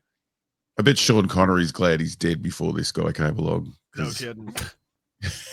He would have given that man a good slap, you know. Oh yeah, he would have slapped that smile straight off his face. Sometimes you've got to give them a slap when they're getting hysterical. Why does this woman have a mustache? Well, anytime Pedro shows up, it's like, someone's getting hysterical. I see. Just remind me, I mentioned this on Real BBC, and I got fucking nose across the board. Who has seen Dragonheart? Yeah. I have. It's great. Yeah, it's a great movie. I love it. Yeah, there we go. I like the monk. I mean, he refuses to kill anybody, so he just shoots them in the arse. Be careful, though. We're about the other cheek, brother. In the heart. Be careful. Next thing you know, we'll have Pedro Pascal in a Dragonheart remake and an Outland remake. Watch. There was a sequel. That was the thing. I only found out about it maybe the other week that they actually made a sequel to Dragonheart. Yeah, there's loads of them in there. Patrick Stewart one of those, like direct-to-video things, I think. Yeah. First one, amazing. I remember the first one. That's good shit. Yeah, it was. Connery's a dragon. How do you not watch that? Well, didn't it have? Oh Christ, what was his fucking name as the villain in that? David Thewlis. David Thewlis, yeah, like the least intimidating man on the planet. To be fair, well cast because he's a whiny prick in that film. And you want him dead. Yeah, but he needs to be terrifying towards the end because he's like indestructible. Well, but that's the thing. He's not. He's literally like immortal until the dragon dies, and you can. I think it works to have him be whiny and immortal. You know, like you can't kill him, so he's fucking annoying evil prick. Spoiler alert on a 30-year-old movie. I mean, whatever. You've ruined it, Mo. You've ruined it. Because the whole point of the movie doesn't really come from him being terrifying so much as can you kill something you love to take out something horrible? Yeah, right. And we don't get that plot line in movies anymore. Like, everything's all peace, we're all equal, let's all sing Kumbaya by the firelight. Nobody is willing to go down the dark element of what would you do to stop something worse? It's like Doctor Who, The Children of Earth. The ending of that is incredible. And nobody does it anymore. Dennis Quaid's character, right? He blames the dragon for corrupting the prince the whole film until the end he realizes that it's just like he didn't corrupt shit. That kid was a piece of shit from the get-go. Yeah. The big old arc. Yeah, I like this one. Fantastic panel today. Drinkers rocking the greaser hair. Oh, yeah, a little pompadour going on. Good stuff. No, dude, it's working for you. I like it. It's getting longer. I've not had a chance to get a haircut recently, so this is the result. Sadly, what was the next one here? Yeah, let me just take that away. Boom, boom, boom. Yes, Thunderbolts. Everyone loved that movie. No one saw it, but never mind. I did. Yeah, didn't love it though. But was it called Thunderbolts? I thought the name changed the week after it came out. Thunderbolts * the New Avengers. There you go. The name transitioned. I did like that. Scarlett Johansson is so fucking disgusted by it. Like she just decided to get her name removed as an executive producer from it. The interesting explanation that she gives for this is yeah. All right then. No, I'm waiting for it to load because it's my screen is going really slowly here. Yeah, says I asked Frozen. I asked to have my credit removed because I wasn't involved in this movie. More or less suggesting the contractual reasons were why she wasn't credited, or why she was credited. Sorry. Some of the films that I did for Marvel engaged my character more than others. Like in Captain America: The Winter Soldier with Chris Evans, we had a really great dynamic.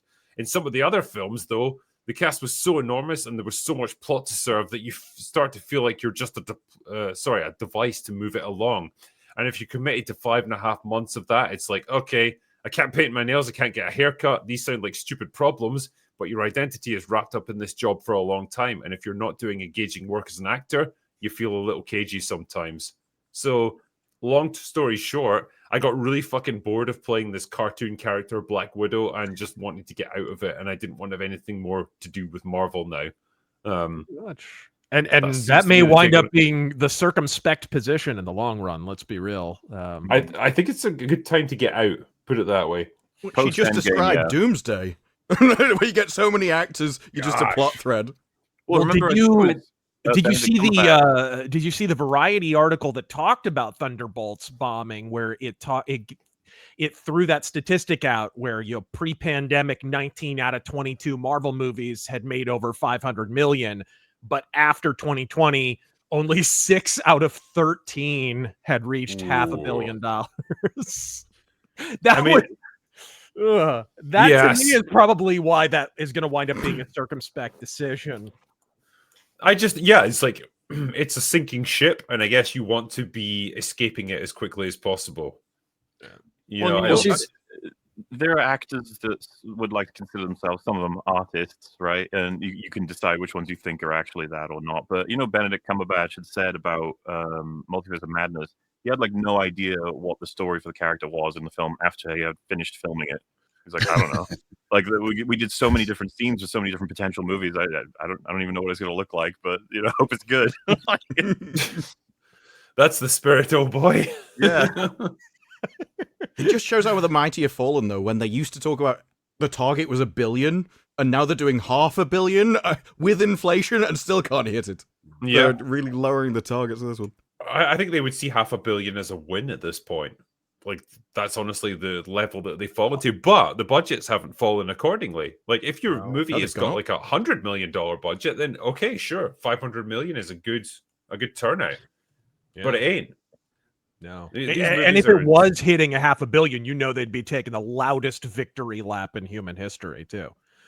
Yeah, but it wouldn't really be a victory because their budgets are 300 to 400 million. You add another 150 to 200 million marketing, and then take into consideration that studios only make 50 to 60% of box office revenue. Yeah. These movies need to hit 800 to 900 to break even. So even if they do make $500 million, it's not the win. Yeah. Yeah, I mean, look at Thunderbolts, for example. That made 377 million worldwide, right? It had a budget of at least 190 million that they'll admit to. So you're talking at least another 100 million in marketing. That was going to have to hit probably 600 million worldwide just to break even. That's where they're at. Is everyone just making more money? Because these budgets are skyrocketing, but nothing looks better. Nothing, like things are actually looking worse than they were a decade ago. So where is all this money going? The CGI in that Superman trailer is awful. That is bizarre. Yeah, looking. Is that the one where the teeth get rubbery punched enemies. against the counter? Yeah, but it's not even that. Just that moment. All the CGI in that trailer looks awful from start to finish.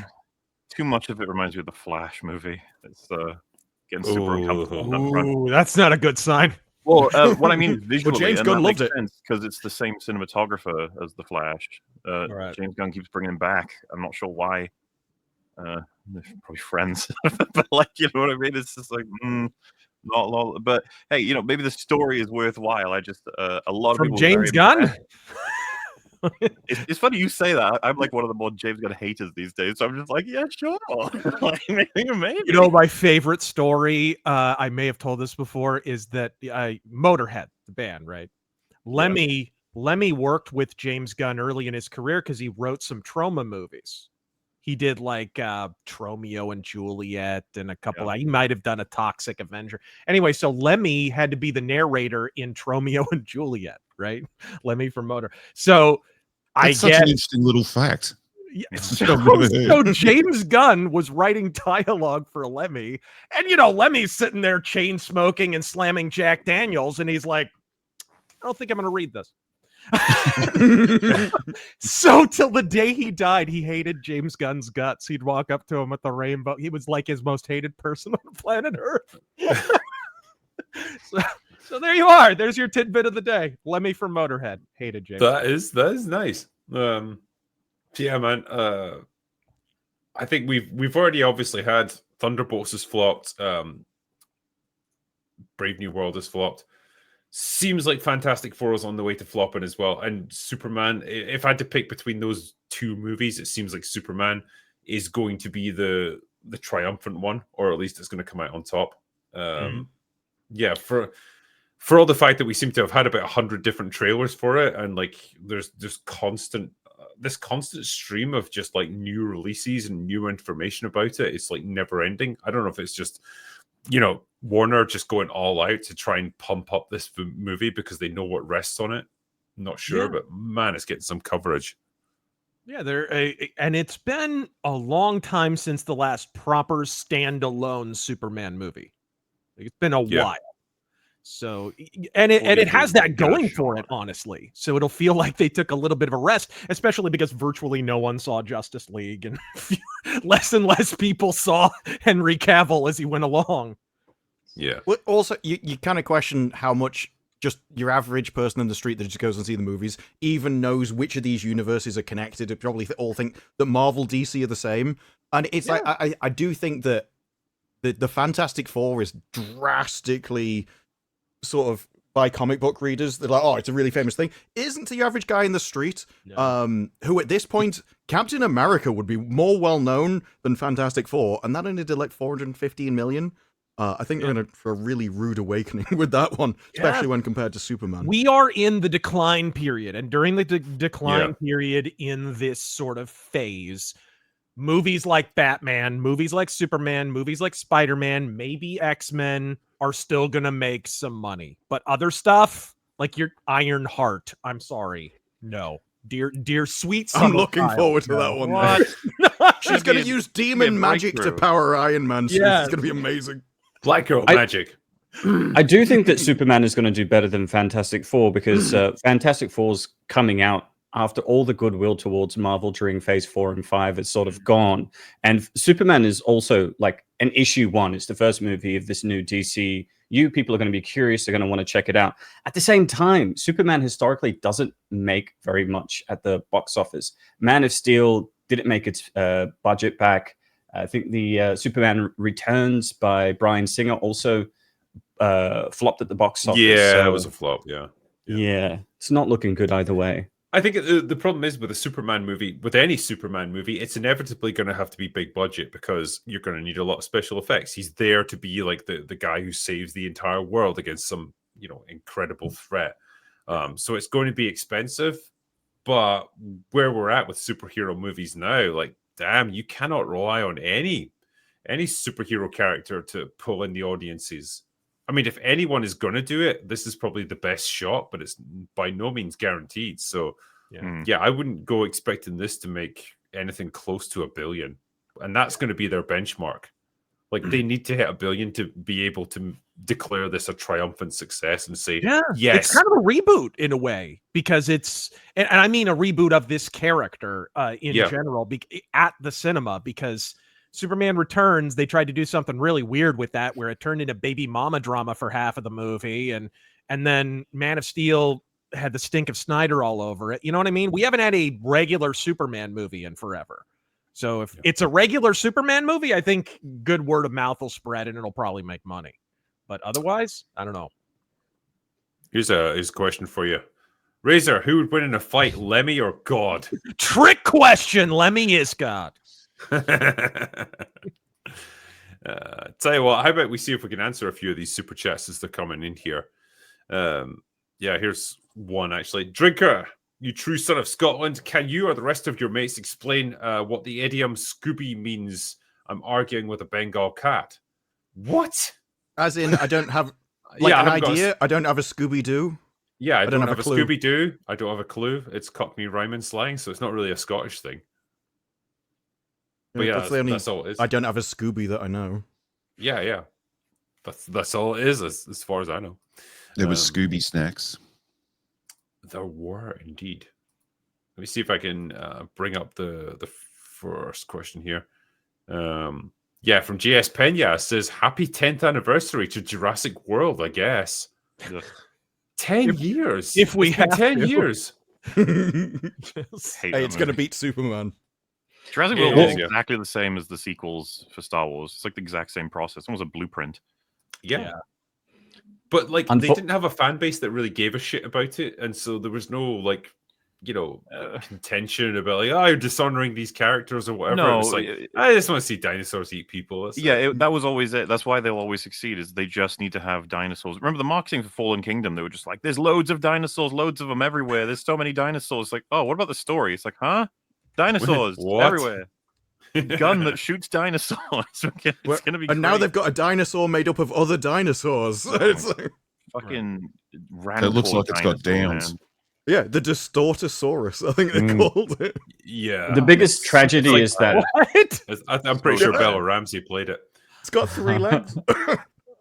I was going to say the biggest tragedy in cinema this year is that the Jurassic World movie is going to be the most profitable.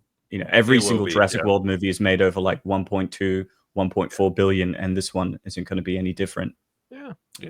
Yep, I think so. Yeah, they're the ultimate popcorn flicks, aren't they? Yeah. Undemanding. Even the bad ones make money. Jurassic Park 3 did not flop. Neither did 2. They all make money. Making fucking money. It's sad.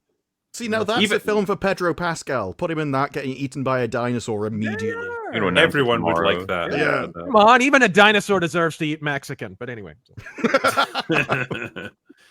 Go for Broke says, found out that the actor for Luke in Batwoman is going to be is going to be in One Piece season 2. Well, is he indeed? Good for him that he's getting more work. Yeah, look at him go. TGV Monster, do you think that the MCU will ever acknowledge that Rhodey was a Skrull since Civil War and that the real Rhodey doesn't know that Tony is dead? Dude, I don't even know we're getting Rhodey again. I don't know that they give a shit. He seems to have disappeared from the timeline. It's so weird. Like Don Cheadle's got to be at that point of saying, I'm better than this. He's getting on, and they've treated him like shit throughout the majority of the MCU. It's so wild that his character was in Iron Man. That's the introduction of Rhodey, and he's now less important than basically every other character. He was supposed to have Armor Wars. That just got sculled away. I don't think anyone's talking about that production anymore. Obviously, we've got to get important stuff like Ironheart done first. Of course. Oh, sure, yeah. Probably the closest you'll get to a reference about that was in Born Again, when he's like, I've caught you on CCTV stealing. Is like, was it a Skrull? No. Yeah. That's the last time you'll ever hear the Skrulls mentioned in that universe.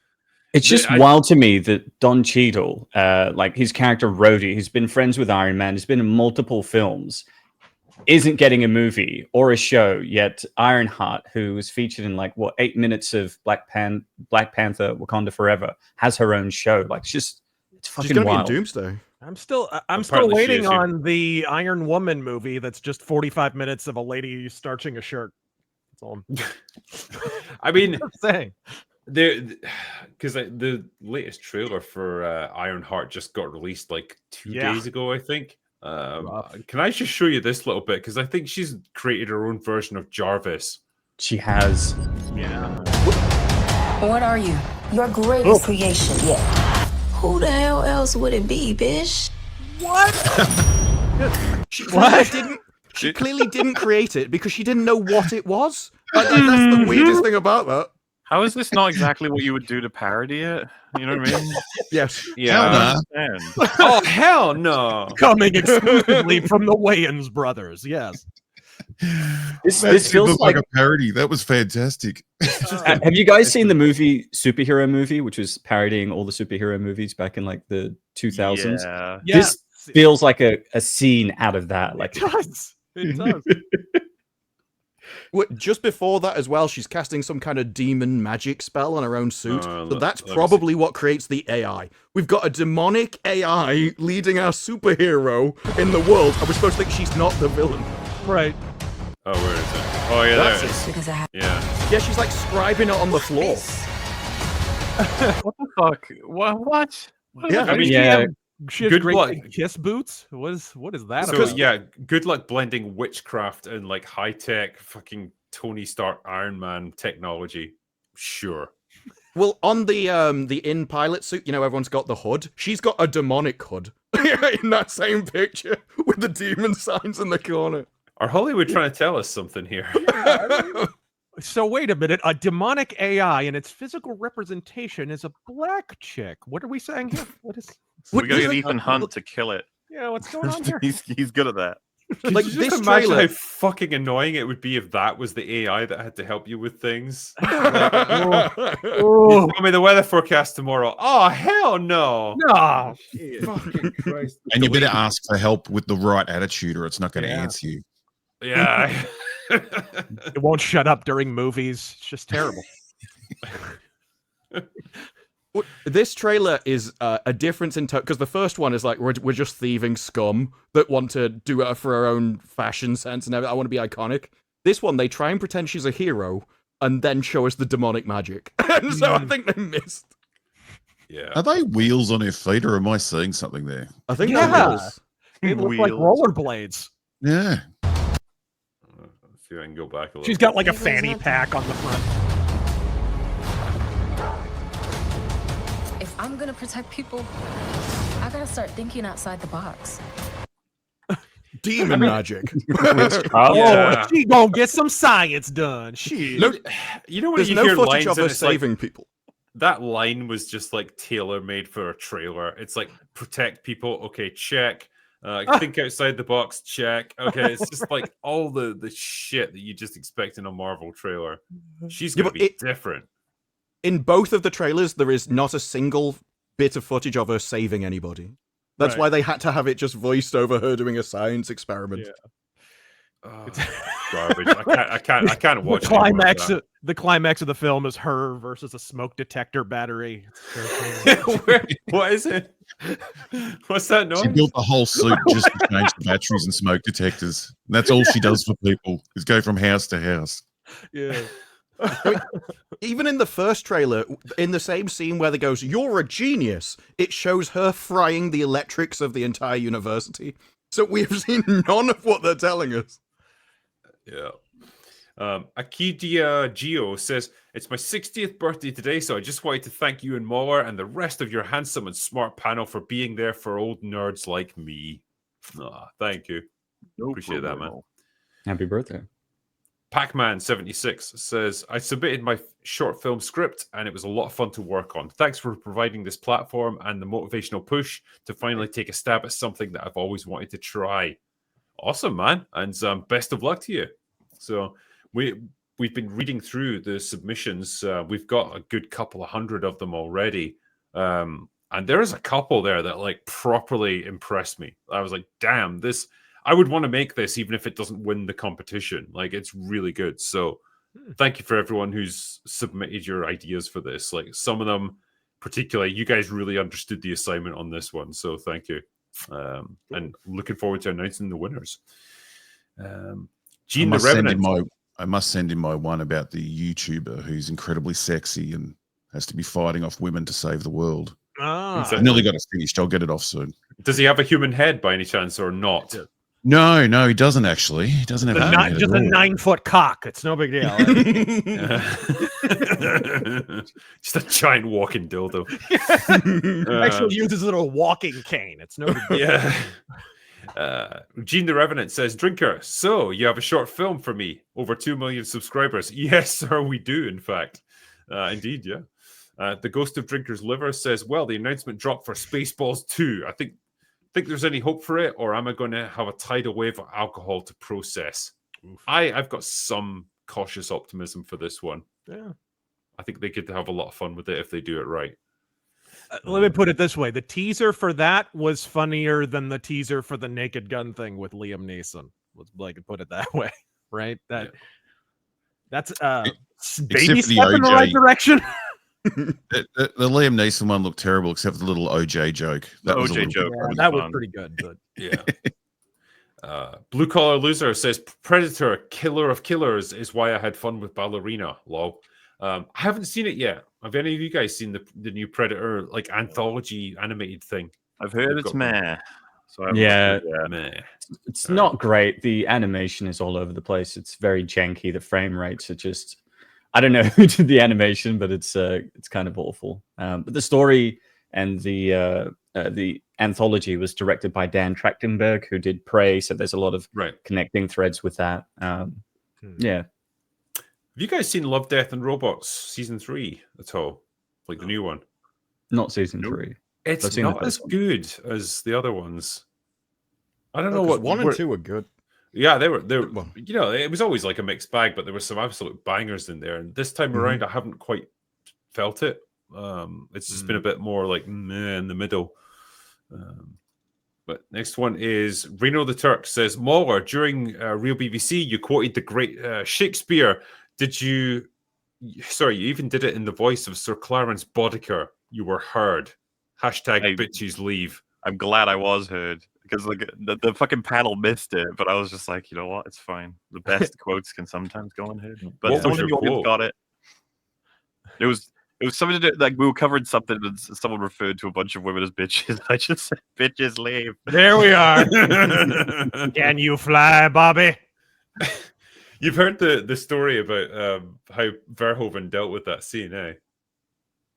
No? I used to know all the fun facts about RoboCop with a lot of cocaine.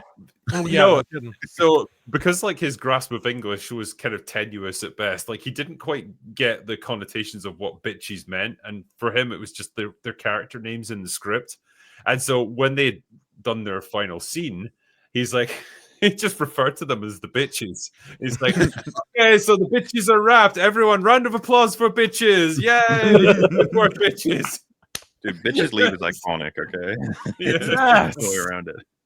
Verhoeven also didn't understand a lot of Americanism. So when I forget the black character's name in the script, but when he says, all right, brother, to Boddicker and a few of the other characters, Verhoeven's like, but he's not really his brother. He knows they are different father.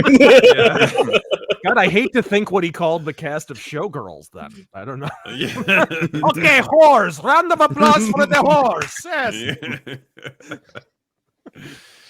Glitterstorm Apocalypse says, good day, mad lads. After watching Mobland and The Gentleman again, I pondered what it would be like to see Guy Ritchie direct an Ocean's 11 TV series. I think he would be awesome. What are your thoughts on this? I think he could do that, yeah, for sure. It's right in his wheelhouse. Andrew Valdez, have you guys seen the awful new Predator show? It's pretty horrendous. Some of the most contrived ways I've seen for humans to win that I think ever was. I don't know, man. Have you seen Prey? Yeah. I know his technology better than he does. Right. Yeah. Rated M says teaser trailer with Mel Brooks for Spaceballs 2 is out. Yep, we know. We were just talking about it. Yeah. Peg C says favorite film montage scene. Keep up the good work. So this is for the whole panel. Favorite montage. It's got to be Rocky. Gearing up and preparing for the Predator in Predator. It might be. No, it's the gearing up scene in Commando. That shit will put hairs on your ass. It's that. Oh, dude, I grew a dick on my dick during Escape from LA. The gearing, Escape from LA, not the greatest, but the freaking gearing up in that Snake Plissken with the he had the trench coat and the gigantic gun. It's amazing. Yeah, it's pretty good. Mine would Pretty still be the Team America have a montage song. That is still the meta thing.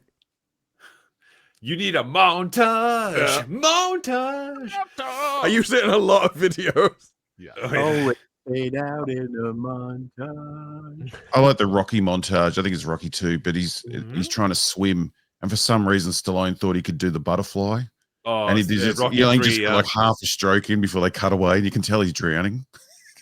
The Stallone classic Cobra with where his great big Amazonian wife is posing with the robots and he's doing Cobra stuff around town, like punching out shitbags and questioning people. That's a pretty good one too. That movie is something special. It really is. But yeah, Robot Head, the one you're referring to is Rocky 3.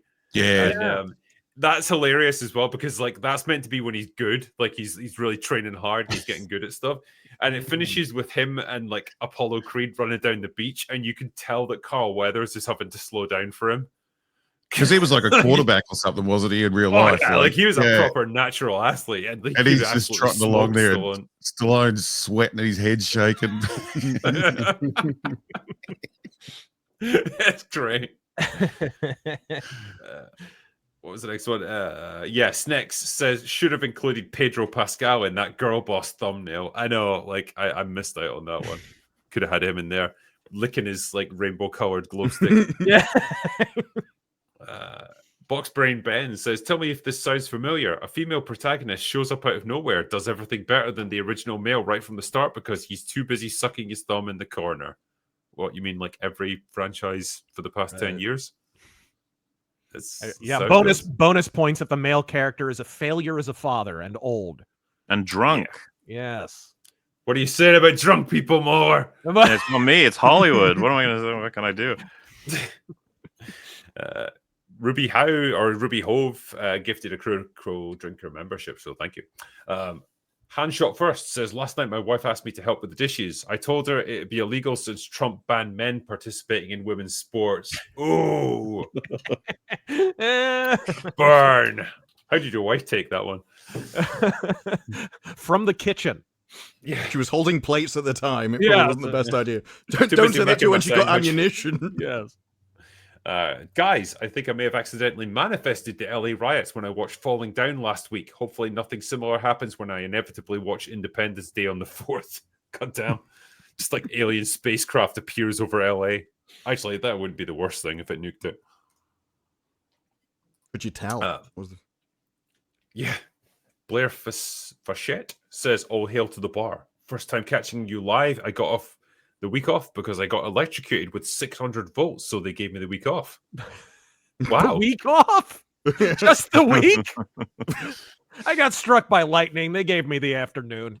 I feel like there could be a lawsuit that you could probably do with this. Was that the whole agreement? It's like, okay, we'll give you the week off if you don't sue us. Well, I mean, it depends how he got electrocuted as well. It was like, yeah, I got electrocuted. I was drinking booze while I was just randomly touching an electrical panel for no reason whatsoever. Why are these wires sparking? It's what was it? Casualty? Every episode of Casualty starts up with a guy, I've just downed 13 pints, now I'm going to fly this helicopter. It's just the most ridiculous thing ever. Yes. Harriman, The Day the Earth Blew Up is on DVD. It's a very Looney Tunes movie. The company that released it also bought the rights to Coyote versus Acme. Much fun. All right, cool. Happy Murica Month. But Jay, you ignorant jerk, the 4th of July isn't in June. I'm glad you mentioned that, rude internet straw man. Well, you don't celebrate Christmas after Christmas, so cheers, gents. Oh, there you are. Yeah, so it's like, the lead up to the 4th of July, we should just celebrate the whole month, I guess. Right. Makes sense. It'll be Flag Month. We'll just have to add an L. The problem is, right, if you're setting off fireworks here and like drinking beer and stuff, it took you a while, but on 4th of July, like, people tend to look at you funny. Drinker, you missed a very subtle joke. I did catch it. He's been Yeah, hitting you'd be the able to tell the bottle. exact second the penny drops with me on that one. All right, what was the next one? Yeah. I remember when something went down and there was there was a tweet of someone's smart fridge that blue screened and couldn't be closed. That's it. The AI is going to take over the world, and when it goes down, we're fucked. We can't even get our fridges open. Oh, there was a guy who got locked out of his house because his front door belonged to Amazon, essentially. What? And the delivery man accused him of dropping N-bombs when it turned out he was like saying thank you or something, and the guy had misheard him. What? But they banned his Amazon account, which banned his access to his front door lock, and so Why he couldn't the get back fuck? in. Oh my god. Yeah. I think maybe you deserve to be locked out of your house at No that point. kidding. I mean, how The do only- you get misinterpreted that badly? Like screaming "thank you" at the delivery driver. I don't know. The only guess reason he give got a it few back is more- because Amazon looked at the door cam he had on his thing. He was like, okay, he didn't say that. This is what happens when you don't He's read all the good. You terms could let of him back service. in his house. Yeah. There's a question here from MauLer. I'm a big fan of BioShock, as I know you are. It was my first and favorite RPG. Is it really an RPG? Would you want a future installment in Rapture or to move forward? Rapture is what makes BioShock for me. I might ruffle feathers here, but I fucking hated the brief reintroduction to Rapture and Infinite. I know, MauLer, you fucking hate everything about BioShock Infinite. Burial You've at Sea made was it a piece of clear. shit deal game. See, But, that's the only one I haven't played. That's the only one I haven't played. It didn't really appeal to me. One is amazing. It's a classic. 2, I think, is massively underrated. I like it. Yeah, I even like more 2. than the first one. But yeah, I Fucking like Infinite. the Rapture installments, but we've gone back twice, technically 3 times from the sound of it. I don't know. Yeah, like from It's my a point really, of view, in 2, it's really brief, though. It's like literally just, here's a different version of the level that you've been playing in multiverses or whatever, and then it's like gone. It's like 2 minutes, you're out. Right. You could spin it a different way if you wanted to. You could maybe do a prehistory where Rapture isn't quite post-apocalyptic, and you I play mean, like dude, it would be incredible to watch it fall, but it needs to be made by someone who's competent. You know, that's the only thing. Imagine playing like a private detective or something, and a murder mystery eventually leads to a big discovery of a conspiracy that leads to you witnessing the fall of Rapture or something. Yeah, yeah.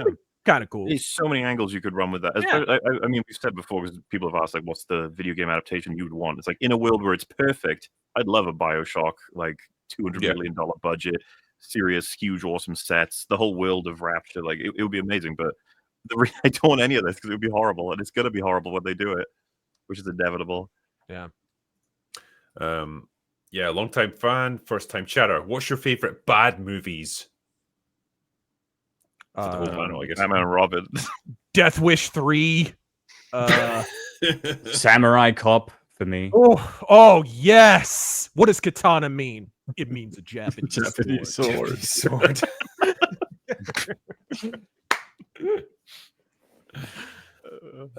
Disparu, have you got one? Not off the top of my head. I give them all TV shows, not necessarily movies. Miami Connection's a good one. That's fair. Have you seen Miami Connection? No. Oh, geez, the rock and roll ninjas. It's fantastic. Oh, nice. God, sold. Question here. Will you review Predator Killer of Killers? I feel like I have to now. I have to at least watch it. So, yeah, I'll take a look. And if it really grabs me one way or the other, I will make a review on it. There you go. John Gets Gaming says, if you all are looking for good Star Wars TV content, have you ever seen the Clone Wars micro-series from 2003? Amazing animation? Really? From 2003? And leads perfectly into Revenge of the Sith. What does that made mean? by- Amazing animation from 2003? What's that comment? I'm just... You hit a nerve there out of nowhere. No, it says the series is from 2003. Yeah. Amazing animation. Right. No, not Drinker dismissing the idea that amazing animation came from 2003. What was that about? I'm thinking about the technology that was available for like animated TV shows back then, and I'm just like, What, a pencil? really? Racism. That's what that is. Pure racism, unfettered. It's Wait, more you find it the in the Just hand saying, drawn- like I've seen a lot of animated stuff from that period, and it didn't look great. But It's the hand-drawn animation style of Tartakovsky that makes that series phenomenal. Also, I think it's one of the best depictions of the Jedi and their force capabilities that we see. Shits all over Filoni's. Sorry, when he to said be animation not there, 3D. I assumed it was CGI. Yeah, That's 2D what- animation. That's That what right, I was okay. talking about. That was the sorry, later that's show. hence my like. Okay, comment. it's all cleared up now. I got you. Okay. Lady Gravemaster says, all right, gents, which would you rather be? Cowboy, pirate, samurai, Viking, crusader knight, or Roman centurion? Why not all of them? Right? For the clothing, cowboy. I think cowboy. Samurais are really cool, though. The thing, cowboy's the most samurais. modern, right? So you get to be whatever the fuck you want with most access to technology. As in, I could go be a pirate if I was a cowboy anyway. That's true. It's kind of the same period. You've put Crusader Knight, but not Ninja, which you'd think would be a far more common choice in this kind of thing. I mean, samurai's kind of in the ninja territory. I was gonna say No, like samurais are all about you gotta honor and offend some people. up front. Yeah, ninja are stealth assassins. I'd lean towards samurai. I'd probably end up going with Viking. Right. Cowboy all the way. Some of them are just hard work. At least the cowboy can cruise around a bit. Yeah, I think you got more freedom as a cowboy, I suppose, and you can just shoot people if they're annoying you. So, Pirate would sound cool until you got scurvy, and then it's like this is horrific. The diseases, the cold. I was Not like, good. yeah, hour 1 as a pirate. Woo! Hour 2. I don't like this. Like, if it was sort of Pirates of the Caribbean pirate, that'd be a different question. What's next one? White Knight Leo says, rumor has it that the dislike bar was removed after complaints from the Biden administration in 2021, not because of films. You're thinking of Want to See feature on RT, which was removed because of Captain Marvel. That was definitely Captain Marvel, yeah. Right, okay. But I think it was YouTube's. It was also YouTube's own videos, like their roundup of the end of the year and that. YouTube Rewind. Was that the Will Smith one? Yeah, because they basically became this celebratory cringe. Like everyone was excited to see them for how cringe they were, and YouTube were like, "No, they're cool." And it's like, shut up, YouTube. I think as well, one of the shitty things that they did was like remove monetization for like smaller channels. So if it was under like 1,000 subs or whatever, then you couldn't get monetized anymore. And like for a lot of those people who were just like, you know, little hobby channels or whatever, like that few $100 a month or a year or whatever would be enough to just give them a little incentive to keep going. And I think it is kind of shitty that they took that away from them. So I don't even think it's so much about getting enough money to kind of do anything with it. I think it's the fact that you made a video and then you see money tick up and like, oh, this is actually genuine currency doing this. And then that's what encourages it. RM says, me and my best pal watch you guys every week religiously. Well, we've become a religious experience for people, MauLer. Could you talk about your thoughts on middle-aged men who love Twilight? Oh, I think we already talked about Pride Month. Yeah. You're entitled to like whatever you want. Yeah. Sure, yeah. I did cite that as a female-led sort of action franchise, and I regret that now because it's not really action. It's like a tween fucking romance thing, but sure. Okay. Get some action in there from what I remember. I'll tell you one thing. We were talking about best comedies we had seen in recent years. One of the best. Watch the riff tracks of Twilight, and it becomes the best comedy you've seen in years. It's fantastic. There is some good honest, the Honest Trailer guys, like they did some good Twilight movies. Yes. Just talking about fucking Mouth Breather and Shovel Face.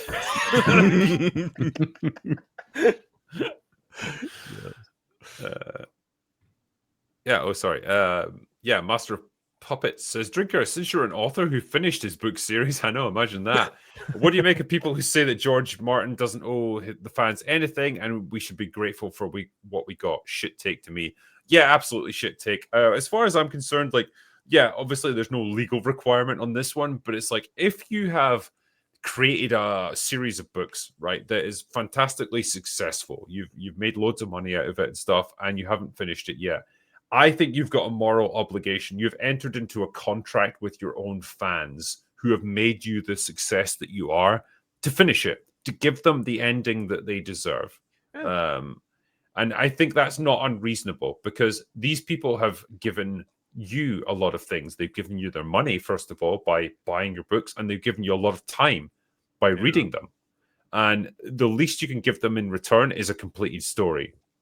And I don't fucking hold with this, oh, it's so hard, or, you know, it's, I've got all these other things that I care about. No one fucking cares about all these like side projects that you're doing, George. You claim that you're still super invested in A Song of Ice and Fire, and yet somehow you just keep finding all these other things to work on. That's not Winds of Winter. So if you had any fucking integrity and you cared about your legacy and you cared about like actually respecting your own fans, you'd finish the story. Yeah. Even if you don't want to, you would do it because that's the obligation you have as a creative.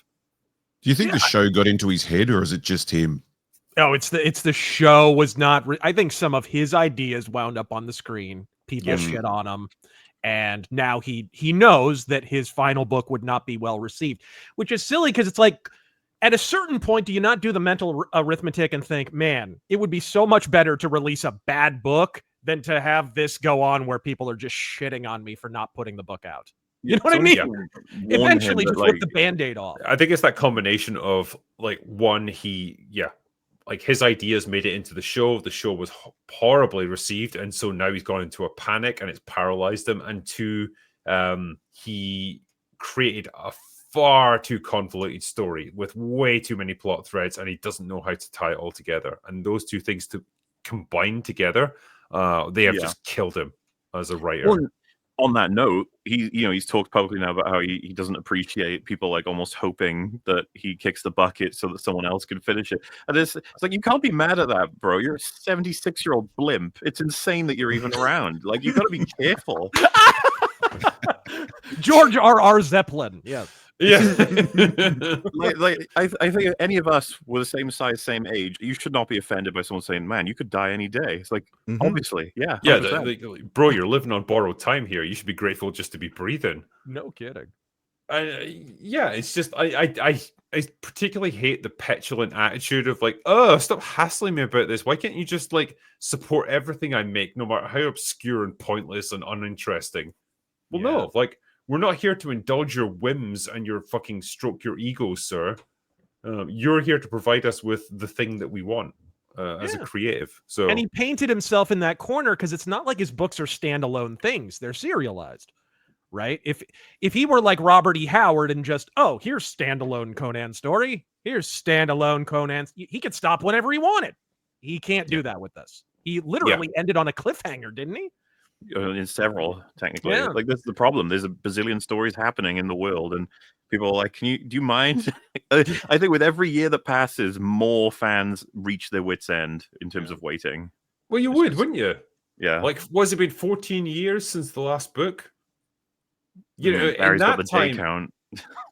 Keeps track. Yeah, and in that time, a lot of fans have fucking died of old age. You know, and that's the sad reality of it. A lot of those people will never get to know how it ended. And it's just, it's mind-boggling that it takes him this long, and that he's got so little respect for the people that made him the success he is. Cannon Falderall says, Drinker 1946 also gave us the gift of Song of the South, the film that Disney wishes we would all forget and definitely won't be remade. Cowards. Cheers. That is very true, yeah. Leslie Jones remake coming very, very soon, folks. Yeah. Wasn't Splash Mountain in Disney World, isn't that based on Song of the South? It was. They changed it. It was a very successful movie. The lead actor, or the guy, got an Oscar after, I think it was posthumous, maybe, but it wound up courting Oscars. So yeah, it was like represented pretty well at Disneyland and such. Yeah.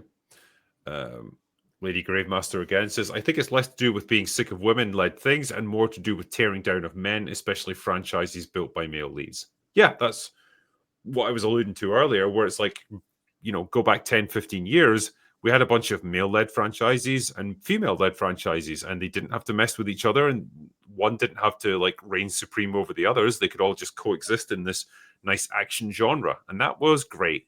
But now, yeah, we've entered into a different era where the male leads, the male heroes, are getting supplanted by female replacements. Of course, people aren't going to support that. Why would they? You think they would have learnt more from Barbie? Like, Barbie was made for the audience, made $1 billion, and they all were happy, that audience, watching that film. Like, we can each have our things that we like. Like, for every Barbie, can't we have another Commando or something that's just men doing men things? Yeah. You know, the one that nobody talks about anymore is Dial of Destiny. Like, nobody talked about it then. Why would they talk about it now? I know, but like when you think about what it is and how much it fucks over that character, it does to him what they did to Luke Skywalker in, The Last Jedi. Yeah, pretty much. But nobody talks about it anymore. Nobody like is pissed off about it. It's just it came and went, and that was it. It's an interesting footnote. I always wonder with that story whether he originally did go back in time and just die. And then there's like, no, even we can't do that to him, and just filmed and reshoot at the end where he's just in a room. The ending, that ending was 100% reshot. That was not in the original script. Okay, then he definitely died back there. Then like he was a fucking moronic producer being like, "Yeah, it's a great ending. He gets to go die in the past because that's what he's obsessed with. His past. Yeah. It's great." People are like, "We have hospitals. We can save you." He's like, "No, just leave me here." That movie was the sobering moment where I realized, holy shit, Indiana Jones has bigger tits now than Lara Croft. That's where we're at. That's where we're at. Not quite as pointy. Or true, polygonal, no. Yeah, definitely not as perky. Sleepy Arcane Doggo says, just finished listening to the Saints and Sinners stream where MauLer got glazed harder than a Cinnabon. I don't doubt it's well deserved. Can't wait to read everyone's story. Hail to the panel. Yeah, fucking no pressure, eh? Everyone reads it, it's like, oh no. Yeah, Kanye says, Drinker and MauLer, when are you fellas playing Expedition 33? The story is a masterpiece and worthy of 2 10-hour EFAPs. That's a lot of EFAPing. I haven't streamed any games in a while now, but the next time I do, I kind of want it to be Expedition 33 from what everyone said about it. I just don't know when, but I do want to play it. Yeah, I'm thinking of streaming that tomorrow, so we'll see. Nice. Mega Spidey Man, favorite version of Gotham and why that? Ooh. I think it's got to be Mask of the Phantasm. You know what? Either Mask of the Phantasm animated series or Batman Returns. Because I think Batman Returns took that, what's that guy's name? Anton First? His designs. And kind of moved them forward. And then I think they kind of extrapolated on those for the animated series. But that whole Art Deco thing. Yeah, I think as far as like cinematic versions, it would probably be the Tim Burton version of Gotham. Like it does look suitably Gothic, for lack of a better word, but like it's that kind of retro futuristic version of Gothic architecture. I think they got the style of it just really neat. Oh yeah, really, I did job with that. The best version was in Dark Knight and Dark Knight Rises. So much character. Oh yeah. If you've never been to the city of Chicago in your life, it was pretty incredible. Hell yeah. And also, have you guys seen Sir Christopher Lee film Goliath Awaits? I haven't seen that. That's for sure. Sorry, I recognize the name. Yeah, huzzah to you, sir. Yoda's BFF says, just finished Zan's Thrawn trilogy. Excellent logical sequel to the OT. Does the panel have any recommendations for Star Wars books? I wish Disney had the same respect for Lucas characters as Zan. Cheers, lads. Ooh. I would recommend I loved the book Darth Maul Shadowhunter back in the day. It was written by the same guy who wrote Batman the Animated Series, actually, and Gladiators, Gargoyles, the old cartoon show. Michael Reeves. It was really good. Cool little prequel to Episode 1. The only ones I've read are the Darth Bane books, but they were good. Yeah. Paul Stramby says, well, hello there, Drinker and MauLer. Is there any chance we could get Happy Hour in the future for some older movies like Tango and Cash? Where Eagles Dare, and Back to the Future. I mean, do you want a happy hour with me and MauLer, or me and other guests? Because we sort of evolved past me and you doing them now, because I'm with you I'm with you every week anyway. So, but yeah, hey. and you're getting pretty fucking sick of me by this point. Exactly. Yeah, so like I do happy hours occasionally. I've had Space Ice on a couple of times to do like Steven Seagal movies and Stallone movies. Okay, Yeah, what's Seagal movies? What did we cover? On Deadly Ground, because did you do the hilarious. Did you do the Vampires from Outer Space movie? Not yet. No, we weren't quite ready for that. Against the Dark, I think it's called. Is that the one where, like, is that one of those ones where Seagal's in it for like 5 minutes? Yeah, he's just a great big fat tub with a toupee on. It's amazing. Oh. I'm writing that one down. That's going on the list. Yeah, we did Cobra and we did Lone Wolf McQuade as well. So we kind of run the gamut of like 80s movies. You know, Lone Wolf McQuade was originally like it turned into Walker, Texas Ranger.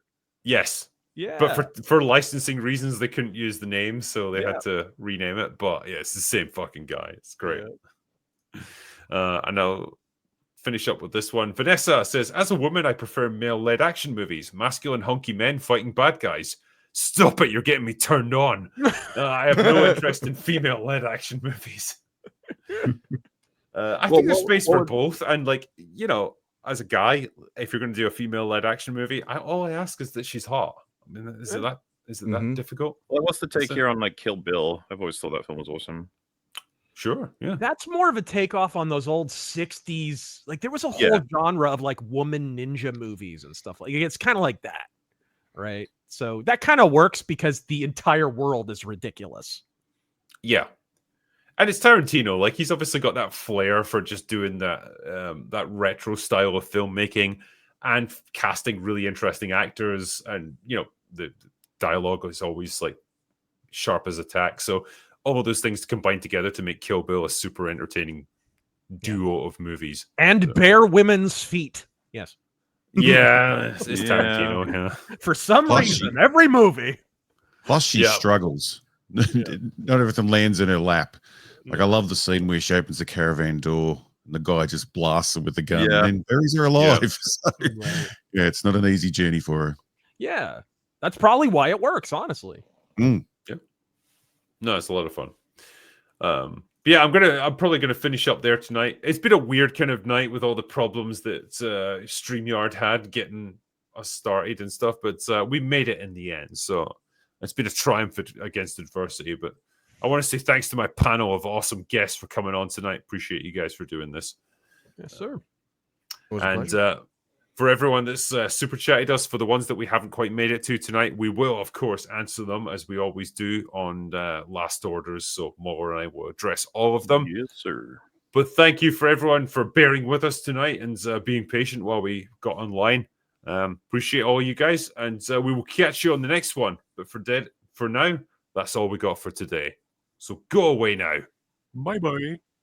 Yeah. Bye. Yeah.